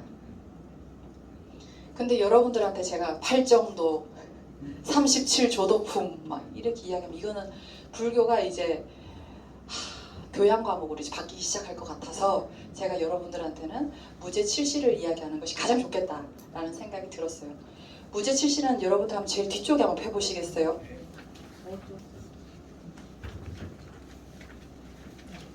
이게 지금 무죄칠시라고 한다면 들어보신 분 있나요? 네. 역시. 근데 오늘 들어본 이후로 여러분들이 이 중에서 하나라도 실천을 하겠다라고 딱 마음 먹고 내 마음을 탁 내려놓기 시작한다면 여러분들 인생 바뀔 수 있어요. 장담할 수 있어요. 장담할 수 있어요. 왜냐하면 이게 무죄칠시의 가장 본질적인 그 첫 번째 마음만 기억하시면 돼요. 여기에 무죄칠시가 지금 7가지가 딱 있는데 윤회에서 벗어나기 위해서 가장 첫 번째 마음을 둬야 되는 거기에는 뭐가 있냐면 나라는 생각. 나라는 생각을 내려놓으면 돼요. 이게 복덕과 공덕이 되려면 나라는 생각을 가지고 보시를 하냐, 나라는 생각을 두지 않고 보시를 하냐, 요거에 따라서 복덕과 공덕으로 나뉩니다. 나라는 생각이라 한다면 내가 만약 오늘 여기다가 이제 막 떡을 공양을 올렸어요. 내가 오늘 떡을 공양을 올렸으니까 다음 주에는 이제 이분이 떡을 공양을 올리겠구나. 내가 오늘 떡을 이렇게 올렸으니까 오늘 옆에 있는 도반들이 나에게 고맙다고 인사를 해주지 않을까? 여러 가지 생각들이 듭니다. 내가 공양을 했다. 요 마음이 드는 순간 이것은 그냥 물론 선행이긴 해요. 선행이긴 하지만 이것은 복덕밖에 안 돼요. 1대1밖에 안 돼요. 근데 내가 만약 공양을 올려놓고서도 사람들이 행복하면 됐다라는 그 마음만 딱 그치고 내가 했다라는 생각 있잖아요. 요 마음이 탁 쉬어지면 그것은 불교로 친다면 공덕이라고 합니다. 공덕. 공덕의 특징은 1대 무량입니다. 1대 무량. 이게 무량이라는 단어 들어보셨죠? 이게 한량이 없는 거예요. 세알일 수 없어요. 예를 들면 진짜 뭐 길 가다가 이제 어린아이가 이렇게 엎어져가지고 막 울고 있는 모습을 보고 아이고 야 괜찮냐 하면서 이렇게 세워서 집이 또 어디냐 하면서 집까지 뭐 경찰서에 데려다 주거나 이런 식으로 했던 그 선행의 그것이 만약 이렇게 해서 경찰서에 데려다 주고 그 아이가 집으로 들어갔다는 소식을 듣고 아 다행이다 해서 그걸로 다 끝나면은 그러면은 다행인데 아유 그 집 부모님은 참 염치도 없네요. 내가 이렇게 했는데 그 연락도 하나도 없네. 아니 고맙다고 연락을 해야 될 거 아니야. 지집 아들을 집에 데려다 줬는데 지금 또 보상을 또 안 해주네. 진짜 인간이 안 됐네. 선행을 해놓고서도 자기가 그 복을 다 까먹어요. 그럼 요거는 물론 선행이기 때문에 요것도 우리는 유루복이라고 하는데 흘러내리는 복이라고요. 그러니까 즉 이 세상 속에서 있는 복을 그냥 가리키는 거예요. 그래서 자기가 당연히 그렇게 했으니까 복을 받기는 받지. 이제 씨앗이 뿌려진 거지. 근데 그거는 그냥 주상보시 주상. 그냥 한 바 있는 보시. 근데 내가 그렇게 해서 애 집에까지 안도하게 보내줬잖아요. 그런 다음에 그냥 거기에서 안도하는 마음으로 탁 만약 끝나. 그럼 이거에 대한 본질은 뭐예요? 지금 그 길 잃은 아이 그리고 다친 아이를 어떻게 경찰서에 인도를 해가지고 집에까지 보내줬어요. 그럼 이 아이로 본다면 목숨을 구해준 거랑 다름없어요. 그럼 이거 본질에 대한 연기에 대한 씨앗이 뿌려졌어요 나한테. 근데 내가 그렇게 받겠다라는 함이 없는 보시로 다가갔던 그 아이에 대한 선행은 공덕으로 싹튼다는 건 어떤 거냐면 내가 요게 어떻게 이숙과로 머문다면 내가 오늘 아침에 이제 운전을 하러 가는데 큰 트럭이 앞에 와서 진짜 나를 박으려고 왔어요. 나를 박았는데도 차는 폐차를 시켰는데도 불구하고 나는 말짱해. 목숨을 건지는 그러한 공덕으로 들어간다는 거예요. 이게 바로 공덕입니다. 이게 바로 연기에 대한 아주 여실한 과학과도 똑같은데 근데 희한하게도 이게 원자폭탄처럼 조그마한 것이 어마무시하게 폭탄이 터지는 게 바로 공덕이에요. 공덕이에요. 그래서 그 공덕을 여러분들이 여기서 나도 그러면 불교에서 말하는 공덕을 조금이라도 한번 쌓아보면 어떨까 라고 가장 가볍게 마음 든다면 요 무죄칠시를 하나라도 선심성의껏 실천을 하되 내가 했다라는 그 상을 내지 않으면 돼요. 근데 사실 그 상 안 내는 게 어려워요. 아시겠지만 어려워. 저도 오늘 템플 갔다 왔지만 애들한테 내가 그렇게 내가 했다는 상이 있으니까 내 이렇게 속이 상하지. 내가 했다는 상이 없으면 속 상하지도 않아요. 마찬가지예요. 나도 모르는 결에 뭔가 보시를 해놓고서도 상을 안 냈다고 생각을 하는데도 상을 냈어요. 내가 했다라는 상조차도 내가 했다라는 마음조차도 내려놓으면 그것이 곧 공덕이 돼요. 자, 첫 번째 화한시입니다. 무죄칠시의 특징은 재물, 돈 없어도 돼요. 돈 없어도 되고 신구의 삼업으로 업을 짓는다면 여기는 의업입니다. 의업. 내 생각대로 이루어진다. 생각의 씨앗을 선하게 공덕으로 씨앗을 뿌리는 거예요. 자, 그러면 화한시 첫 번째. 환하고 밝은 얼굴이래요. 물론 이거에 대한 해석은 제가 그냥 이제 찾아보고 쓴 거니까 여러분들이 이해하기 나름입니다. 화한시 얼굴에 대한 환하게 화한 씨 지금 하고 계십니까? 우리 여기 거사님께서 계속 아까부터 화한 씨를 지금 저한테 계속 뿜어주고 계셔요. 스님께서 말씀하시는 게 예. 강의하시는 게 지극히 과학적이어서 너무나 존경합니다. 감사합니다. 이게 당신께서 되게 절실하게 뭔가를 들으려고 했기 때문에 이거를 이렇게 들으시면서 속이 시원하신 것 같아요. 자, 화한 씨. 이 밝은 얼굴이에요. 사실 우리가 왜 나이 40이 되면 그 사람의 얼굴에 모든 게 다 드러난다고 하잖아요. 자기가 20, 30을 너무 고통스럽게 힘들게 뭔가 모르게 집착하면서 부여잡고 살면 나도 모르게 미간에 주름이 생기고 나도 모르게 힘든 이 얼굴에 찌든 이 모습이 꽉 차 있어요. 나는 그렇게 하고 싶지 않지만 자기가 만들어 놓은 거기에 이제 그물에 걸려가지고 40이 되면 얼굴이 이제 시커멓게 변해가지고. 근데 물론 그 이야기이기도 하지만 화한 씨는 자기가 마음이 썩어 문드러져도 그냥 무상성을, 항상 세상의 모든 것들은 이 세상에 존재하는 모든 행복과 행복하지 못한 것들은 결국에는 이 세상 속의 법이라. 그렇기 때문에 항상하지 않아요. 항상하지 않음을 스스로 바르게 알면 항상하지 않기 때문에 거기에는 그렇게 지극하게 좋고 지극하게 싫을 정도의 감정이 생기지 않습니다. 있으면 좋고 없으면 인연이 아닌가 보다 하고 떠나보내고, 그러한 그냥 고요적적한 그 상태의 마음이 이루어집니다. 그때 이제 이 화한의 이 얼굴이 나옵니다. 물론 뭐 단박에 우리가 깨달을 수는 없잖아요. 단박에 깨달을 수 없기 때문에 화한 씨가 필요하기도 합니다.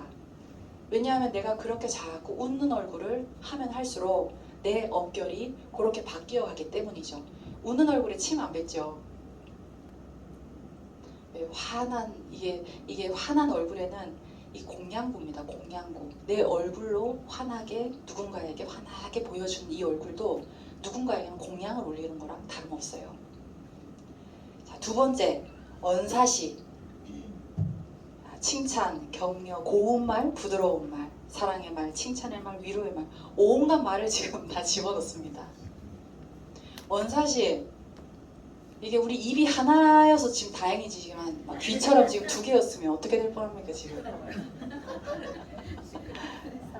여러분들 뒷담화 한 적 있죠? 네. 저도 뒷담화 해봤어요. 뒷담화는 너무 재밌습니다.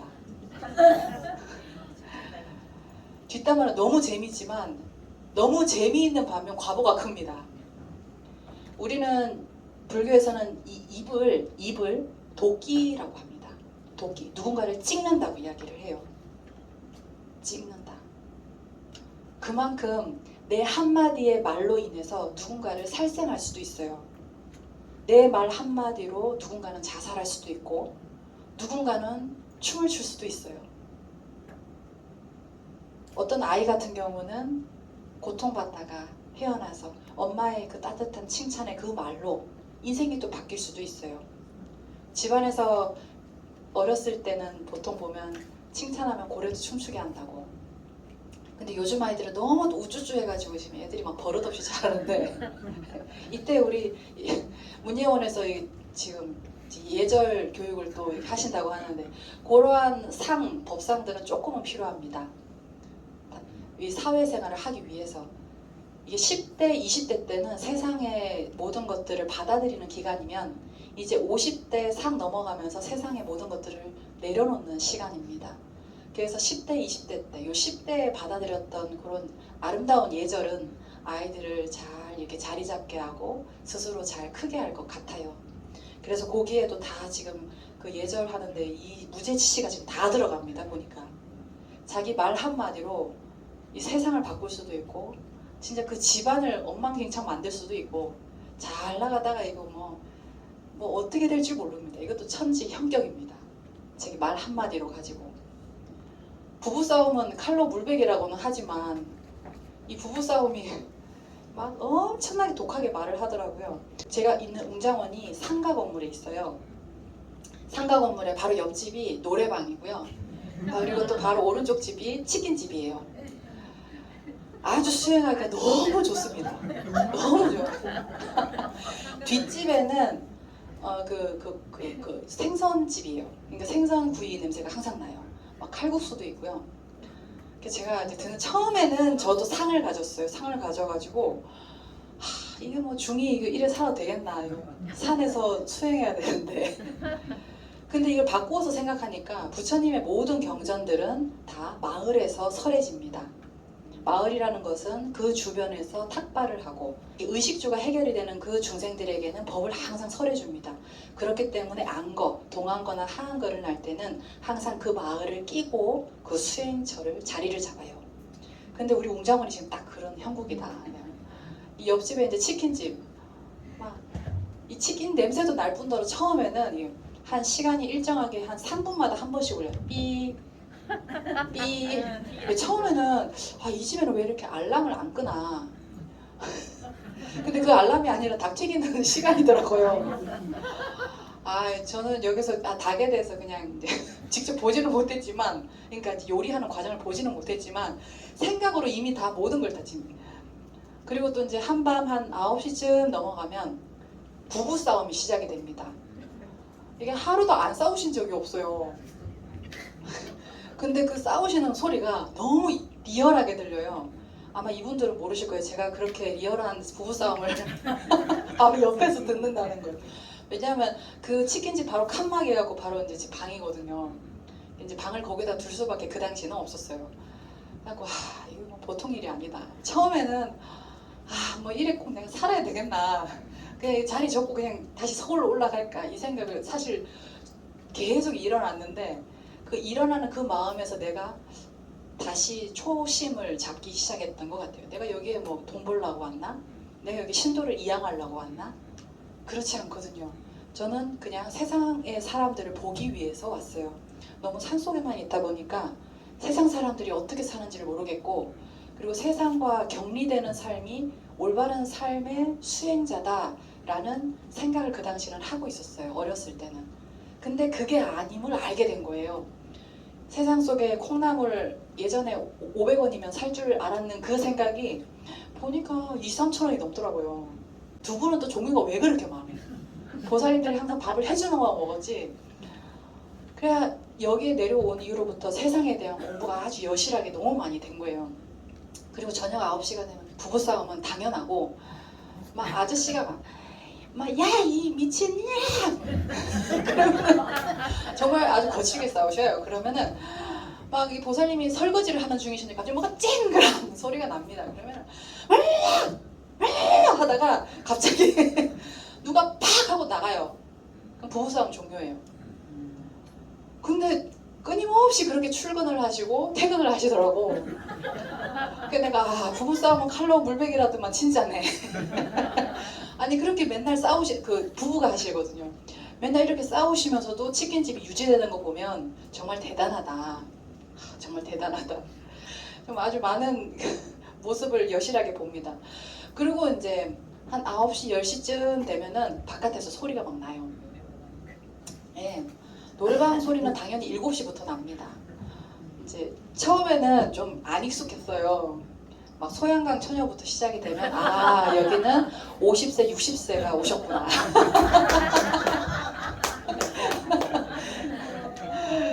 그리고 막 이제 어떻게 하다가 막 바깥에서 막 이렇게 구토하는 소리가 들립니다. 그러면은 어느 정도 술에 진짜 많이 취해가지고 이게 몸을 못 가누는 사람이 바깥에 계시겠구나. 이게 이제 직접 눈으로 안 봐도 그 사람의 고통이 막 느껴져. 이게 고통스러움이. 이게 아주 세상 공부를 지금 여실하게 하고 있습니다. 여실하게. 그래서 아무튼 원사시 뭐 부부싸움에서 이야기가 나왔는데, 이게 칭찬과 격려, 고운 말은 그야말로 모든 사람들을 다 이렇게 평안하게 합니다. 왜 성안내는 그 얼굴은 참다운 공양구요, 부드러운 말 한마디 미묘한 향이로다. 이게 문수동자의 이게 개송인데 진짜 그 말이 여실해요. 여실해. 그 말 한마디 어떻게 했느냐에 따라서 내일이 달라집니다. 내일. 윤회랄 거, 내가 죽어가지고 윤회 된다, 그것도 윤회지만 짧은 윤회는 내가 오늘 옆에 치고 딱 때리고 험한 말을 하면 내일의 윤회가 달라져요. 내일의 윤회가. 자, 세 번째 심시입니다. 진실한 마음으로 대하는 거. 당연합니다. 그죠? 우리 아이들은 지금 보니까 내가 싫으면 싫은 게 그대로 드러나요. 싫어! 먹기 싫어. 뭐 하기 싫어. 뭐 하기 싫어. 그냥 속에 있는 말을 그대로 그냥 여과 없이 드러내요. 근데 우리 어른분들은 어느 정도 훈습된 게 있는지라 내가 싫어도 좋은 척. 이게 시어머니, 시아버지들 얘야 오지 마라. 근데 그게 진짜 오지 마라가 아니잖아요. 누가 괜찮다. 근데 그게 진짜 괜찮은 거 아니잖아요. 꼭 와라 이러고. 예. 이미 이제 여러분들 다 아실 것 같아요. 그죠? 심시는 진실한 마음으로 대하는 것. 그냥 우리 수행자들은 그래서 즉사이진이라고 합니다. 일에 있어서 무조건 진실하게 대하는 것. 내가 속에서 마음이 약간 불편한 마음이 있어도 그게 상대의 그 경계에 의해서 불편한 게 아니라 내 그 경계로 인해서 내 속에서 일어나는 이 마음, 요 마음을 관찰하게끔 되어 있어요. 근데 우리 중생들은 저거를 탓하지요. 저 사람이 나쁜 사람이다. 저것이 잘못됐다. 근데 저것이 잘못될 건 없어요. 있는 그대로 있는 상일 뿐인데 내가 그 상에 있어서 내 마음 속에 있는 여러 가지 생각들이 달라지기 때문에. 자, 그리고 네 번째 안시입니다. 부드럽고 편안한 눈빛으로 사람을 대하는 것. 여러분들 지금 그러하고 계십니까? 네. 네. 노력 중이네. 예. 막 남편 술 마시고 들어왔을 때 막 도끼는 떠. 도끼는 그냥 말하지 않지만 이미 막 레이저 막. 자, 그 다음에 신시, 몸으로 행하기.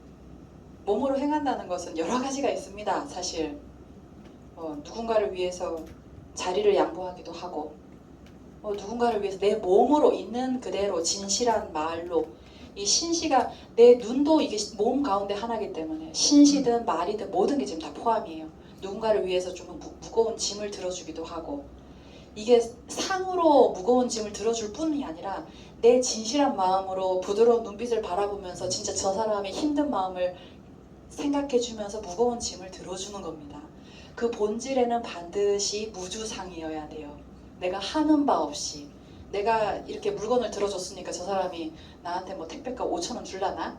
막 이런 거 말고 그냥 있는 그대로 공덕으로 저축을 하십시오. 저축하면 언젠가는 싹이 틉니다. 나한테 비록 지금 싹이 트지 않아도 내 자식에게 넘어가요. 내 부모가 했던 거 자식에게 넘어가요. 이게 부모의 동업이고 업입니다.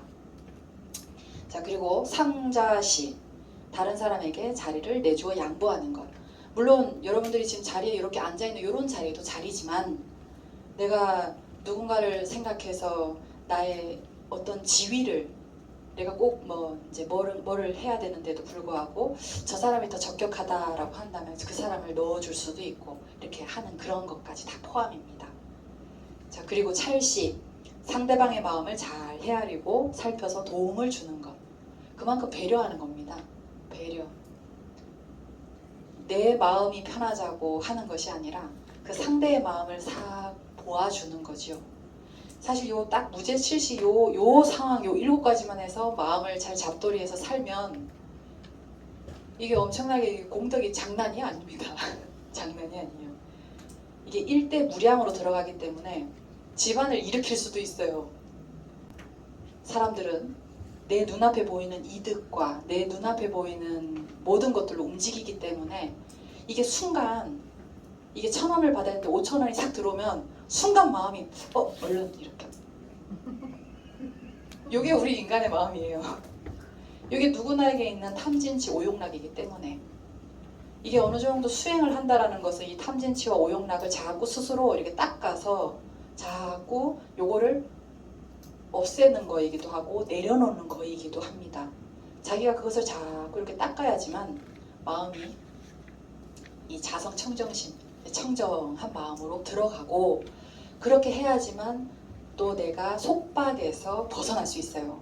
속박에서 벗어나야지만 내가 스스로 내 프레임을 짭니다. 남편은 몇십 개에 들어와야 돼. 나는 우리 아들은 서울대 가야 돼.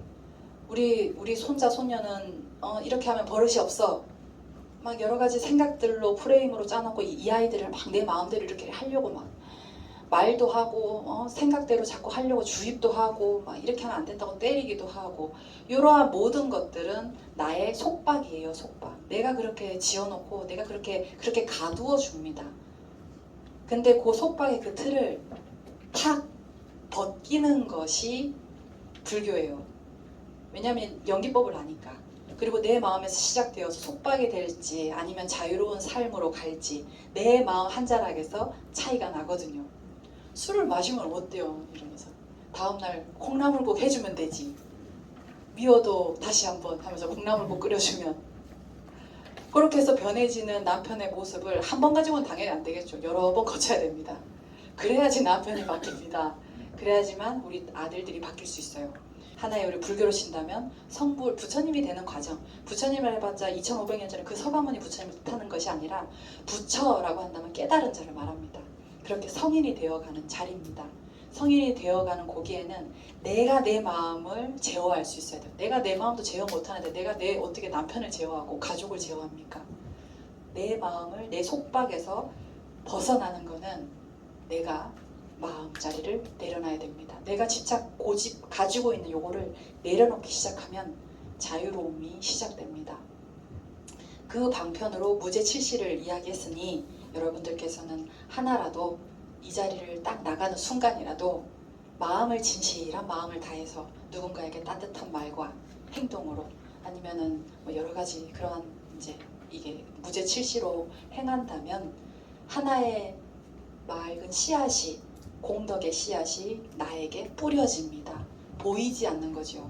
보이지 않는 그 씨앗이 싹 뿌려지면 지금 내일에 싹 틀지 못하는 걸 수도 있지만 몇 개월이 지나서 싹이 틉니다. 당연히 틉니다. 그것이 곧 뿌린 대로 거두는 것이고 우리 거사님께서 이야기했듯 과학과도 같습니다. 반드시 거두게 됩니다. 그래서 우리는 수행하는 자라면 어느 정도 이렇게 공부를 하시는 분들이라면 요 순간순간 깨어 있어야 됩니다. 깨어 있어야지만 깨어 있는다는 건 알아차린다는 거거든요. 내가 화를 내고 있구나 하면서 내 자신을 이렇게 객관화시켜서 볼 수 있다는 거거든요. 내가 화를 내면서 막 끄달려가는 그거는 이미 화 속에 들어간 거고 내가 화를 내고 있구나라고 나 자신을 보는 거 그게 알아차림이에요. 내가 지금 화를 내고 있구나라고 스스로 알고 있어야지만 이 화를 호흡을 하면서 내릴 수 있어요. 내릴 수 있고 요 화가 어디에서 왔는지 스스로 다시 나를 비추어 볼 수 있습니다. 그것이 곧 회광반조라 합니다. 그것이 돼야지만 내 삶이 바뀌어요. 자유로운 삶을 누릴 수 있습니다. 나에게 극복해야 됩니다. 그것이 곧 자유로운 삶을 살 수 있습니다. 오늘 좀 약간 긴 시간이긴 했는데 여러분들 혹시 또 질문이 있으시면 한번 받아볼까요? 혹시 질문 있으시면 뭐라도 좋습니다. 그냥 아무 거라도 좋습니다. 예. 오늘 강연 잘 들었고요. 저희가 태어나면서부터 글을 알무로 시작하면서 평생 교육을 하지 않습니까? 지금 하는 얘기도 그러니까 문제 70 어릴 때 내용은 다르지만 비슷한 한국어를 배웠었던 거거든요. 사람은 자라오면서 계속 배우지 않습니까? 근데 알면서 실제 실천은 그렇게 하지 못하는 것 같거든요. 저도 대학도 다니고 학교 다 다녔어요. 이렇게 하면 안 된다는 거는 제 무죄치시란 비슷한 방법으로 과목으로 공부를 했었거든요. 세상은 그렇게 하면 안 된다는 거 알면서도 실제로 지키는 사람이 그렇게 많지 않다라고 느껴집니다. 왜? 이렇게 내가 쓰레기를 버리면 안 된다라고 하지만 솔직히 안 보이는데 버리는 사람도 있어요. 분명히. 만약에 쓰레기가 아무도 안 버린다면 우리나라 환경병원이 있을 필요가 없다라고 볼 수 있습니다. 남의 물건을 깨끗이 쓰면 진짜 거기에 대한 다른 사람이 인력이 들어갈 수 없지 않습니까? 저도 애한테 나쁜 짓 하지 마라 해요. 근데 처음에 사람은 그렇게 하지 않다라고 생각합니다. 근데 나중에 되면 그걸 어겨요. 왜? 내가 지킨 내만 좀 바보 같고 모자란 것 같으면 나중에는 편법을 쓰더라고요. 제가 어떤 일을 썼냐면 애가 게임을 하는데 그 포켓몬이라고 있어요. 이동해 놓고서 정관나 부산관에 있는 그 책이 있습니다. 그래서 그 게임을 1,000원을 내고 하는데 한 1시간에 2시간 줄을 서야 돼요. 저는 아들이랑 같이 옆에서 보고 있습니다. 아들이 한 2시간 해요. 근데 어떤 부모는 애와 부모가 같이 해서 애가 하고 난데 부모가 또 거기를 또 애랑 같이 해요. 그렇게 하면 안 된다는 걸 다 알지 않습니까? 근데 그 사람들은 그럼 너도 그렇게 해. 그렇게 하세요. 이렇게 해버리니까 애들이 비난을 해요. 저 부모를. 근데 그 사람은 부끄러워하지 않아요. 저희도 어떤가 지금도 이렇게 만화보로 배우시는 분 있으시지만 이게 진짜로 이게 사람이 배우면 실천 더 할 필요 없고 기본만 하면은 정말 좋은 세상이 된다고 생각하는데 저분들 이렇게 말하고 행동하지만 실제로 안 지켜지는 게 많거든요. 저도 해야지 하면서 솔직히 이 강의 3차 하지 않습니까? 1차 때부터 해야지 하는데 도망다녔어요. 우연찮게 또 잡혀갖고 또 이제 또 이제 다시 해야지 하고 또 왔는데 하면 다시 하거든요. 사람이라는 게 알면서도 이렇게 실천하는 게 정말 어렵다고 생각하거든요. 오늘 같은 또 좋은 강연을 하면 또 한 번 더 또 해야지 하는데 또 이게 또 고삐가 풀려요. 또 안 하면 이게 배움이라는 게 오늘 또 사실 계속 있게 되는 사람이 참 잘 이해가 안 되는 것 같습니다. 저도 그런 것 같습니다. 그렇기 때문에 배움은 끊임이 없는 것 같습니다. 배움은 끊임이 없고 거사님께서 지금 질문과 답을 다 이렇게 하시는 것 같았어요. 예, 그리고 우리가 그렇기 때문에 바른 도리와 이치를 볼 수 있는 이게 힘이 있어야 돼요. 자기가 바른 도리와 이치를 보지 못하면 그것이 이제 업이 되는 건데, 근데 바른 도리와 이치를 모르는 그 상태는 이게 바로 이제 삼독심과 오용락에 끄달려 가는 겁니다. 그리고 아까도 이야기했지만 중생은 무시 이래로부터 무명으로 말미암아 그렇게 삼독심과 오용락으로 인해서 끊임없이 윤회를 해왔다고 해요. 해왔기 때문에 어느 정도 발심해서 공부를 하고자 마음 먹고 배워서 실천을 하겠다라고 딱 스타트. 요때서부터 이제 행이 시작되는 거예요. 이게 마음 먹고 이제 스스로 입으로 뱉고 행동까지 내 오용락과 탐진치를 내려놔야 되기 때문에 요거에 대한 그 어려움은 있어요. 힘들더라고요. 나 그냥 막 누워서 자고 싶은 이걸 이끌려서 일어나야 되고, 아무튼 당연히 힘듭니다. 그러나 지금 그때는 몰라요. 이게 바른 도리와 이치를 모를 때는 그냥 오용락이 이끌려서 살아요. 오용락이 이끌려서 탐진치로 그냥 막 훅훅. 그렇게 하면 본인은 모르지만 그냥 끊임없는 윤회의 삶, 그냥 캄캄한 밤길을 걸어가는 것과 같다고 합니다. 부처님 말씀으로는. 맞습니다. 힘듭니다. 과정이 힘들기 때문에 자기가 올곧하게 그 마음을 딱 가지고 살아가기란 어렵기 때문에, 근데 그 어려움을 살살 이겨내기 시작하면 그 바른 도리와 이치를 스스로 다 보고, 남들은 저렇게 진짜 막 엉망진창 살지만 내 마음이라도 약간 바루어 가면 그렇게 해서 거사님의 그러한 선업과 동업으로 인한 인연들이 모여들기 시작합니다. 왜 나만 손해봐야 되나? 왜 나만 이렇게 살아야 되나? 하겠지만 그 순간에는 그럴 수 있어요. 그러나 자기가 자꾸 그 삶을 스스로 주체적으로 살아나가다 보면 내 동업들이 내 주위에서 형성이 됩니다. 그렇게 하면서 사회가 바뀌어 갑니다. 지금은 몰라요. 지금은 바로 그것이 바로 이어지진 않거든요. 시간이 좀 지나야 돼요. 그래서 거사님의 그 아주 그냥 그 숭고하신 그 뜻을 그대로 이어서 실천을 이어나가시면 좋을 것 같습니다. 네, 그리고 또 뒤에 분. 제가 목소리가 약해서 관리를 선생님께서 말씀하신 그 용기법이라고 지금 마을에서 입과 공부라서 저하고 맥락이 같은지 우리 이제 인생을 살면서 자기가 지은 죄, 자기가 지은 고절 후에 돌아오는 것이 아니고 살아있을 때 입과 공부를 본다는 그에 대해서 여러분들께서 인과응보 많이 들으셨죠, 그죠? 인과응보, 인과응보, 연기 다 한 맥락입니다. 보살님께서는 지금 현생과 내생까지 이야기를 하셨어요. 현생과 내생까지도 이렇게 쫙 늘리면 그렇게 인과응보가 길게 갈 수도 있고, 짧게 올려면 내일도 당장 일어나고 지금 이 순간에 요 문 밖으로 딱 나가는 순간 인과응보 받을 수도 있어요. 다만 자기가 인과응보를 받는지를 스스로 인정을 안 할 뿐이에요. 스스로 그걸 모를 뿐이에요.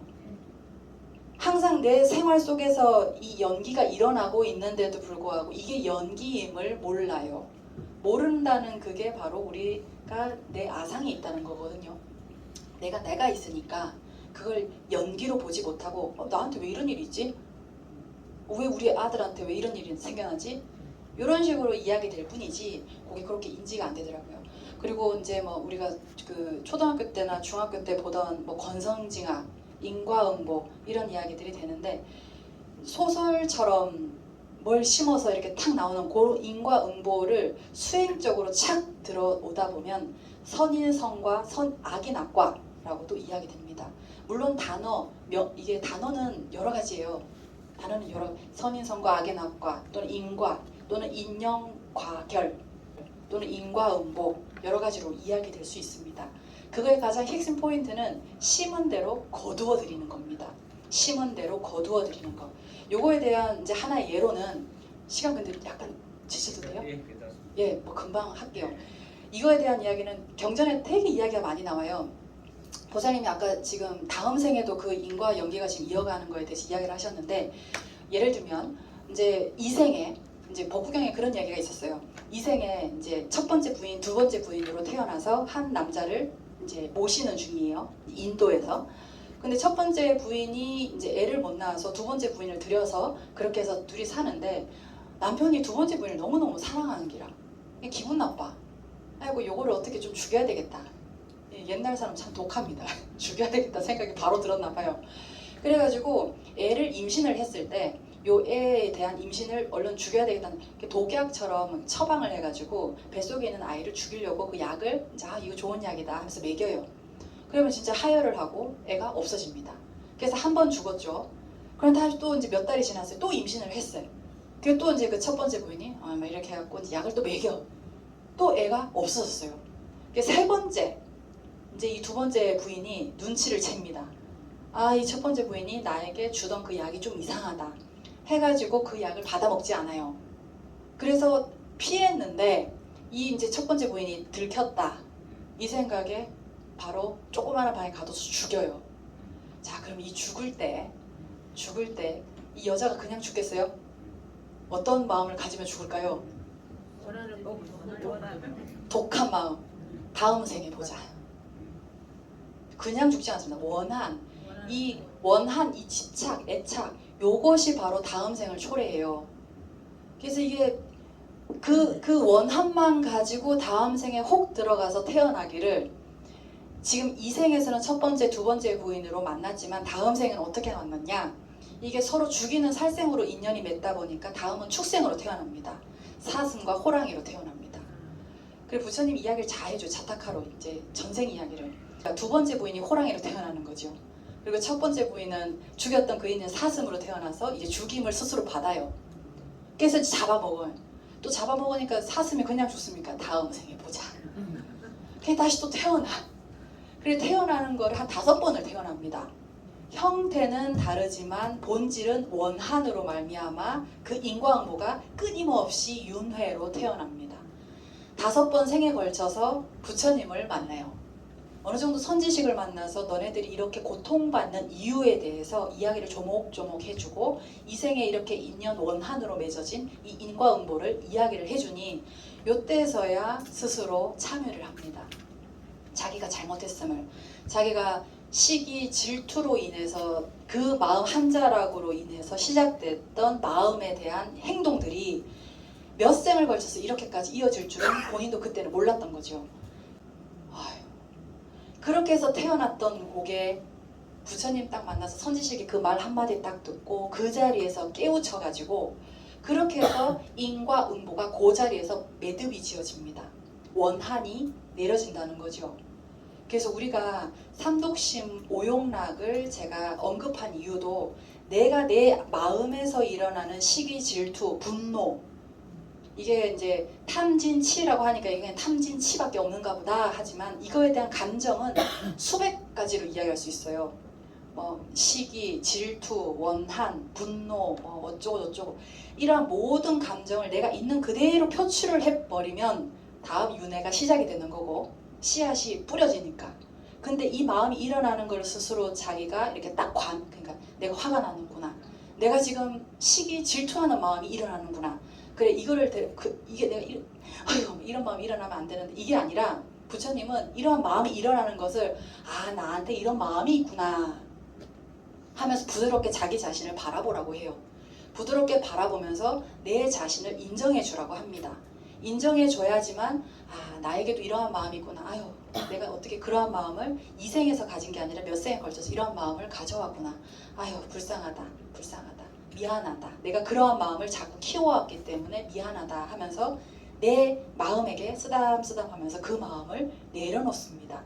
내려놓게 되면 그 씨앗이 내 분노와 원한으로 다음에 생로병사가 그대로 이어질 윤회가 딱 멈춤이 됩니다. 그거를 또 용어로 이야기하면 지관이라 해야 돼요. 멈추고 통찰지로 내가 이러한 마음이 왜 생겨났나 라고 생각하면서 관찰을 하거든요. 그걸 지관이라 해요. 그렇게 해서 지관하는 힘이 찰나찰나 자꾸 반복이 되면 다음에 윤회가 더 이상 생겨지지 않도록 자꾸 스스로 브레이크를 거는 거예요. 그 브레이크를 걸면 다음 생까지 이어질 이숙과가 지금 이 생에서 내일이라도 멈출 수 있는 그 힘을 스스로 체득하게 되는 거고 스스로 길러지는 거죠. 근데 그 길러지는 거는 우리 아까 거사님께서 이야기하셨듯 실천행이 되어야지만 가능해요. 왜냐하면 빠르게 가던 자전거가 한 방에 브레이크 팍 잡는다고 서지 않습니다. 이미 가속도가 붙어 있어요. 여러분들의 삶에는 이미 가속도가 붙어서 쫙 가고 있어요. 가고 있기 때문에 내가 그걸 브레이크를 바로 잡는다 해서 바로 내가 실천을 지금 한다고 해서 그것이 인과응보로 좋은 선인선과로 바로 다음 날에 올 것이라고 생각하지 마시고 서서히 멈춘다. 서서히 그 과보가 무르익는다라고 생각하시면 됩니다.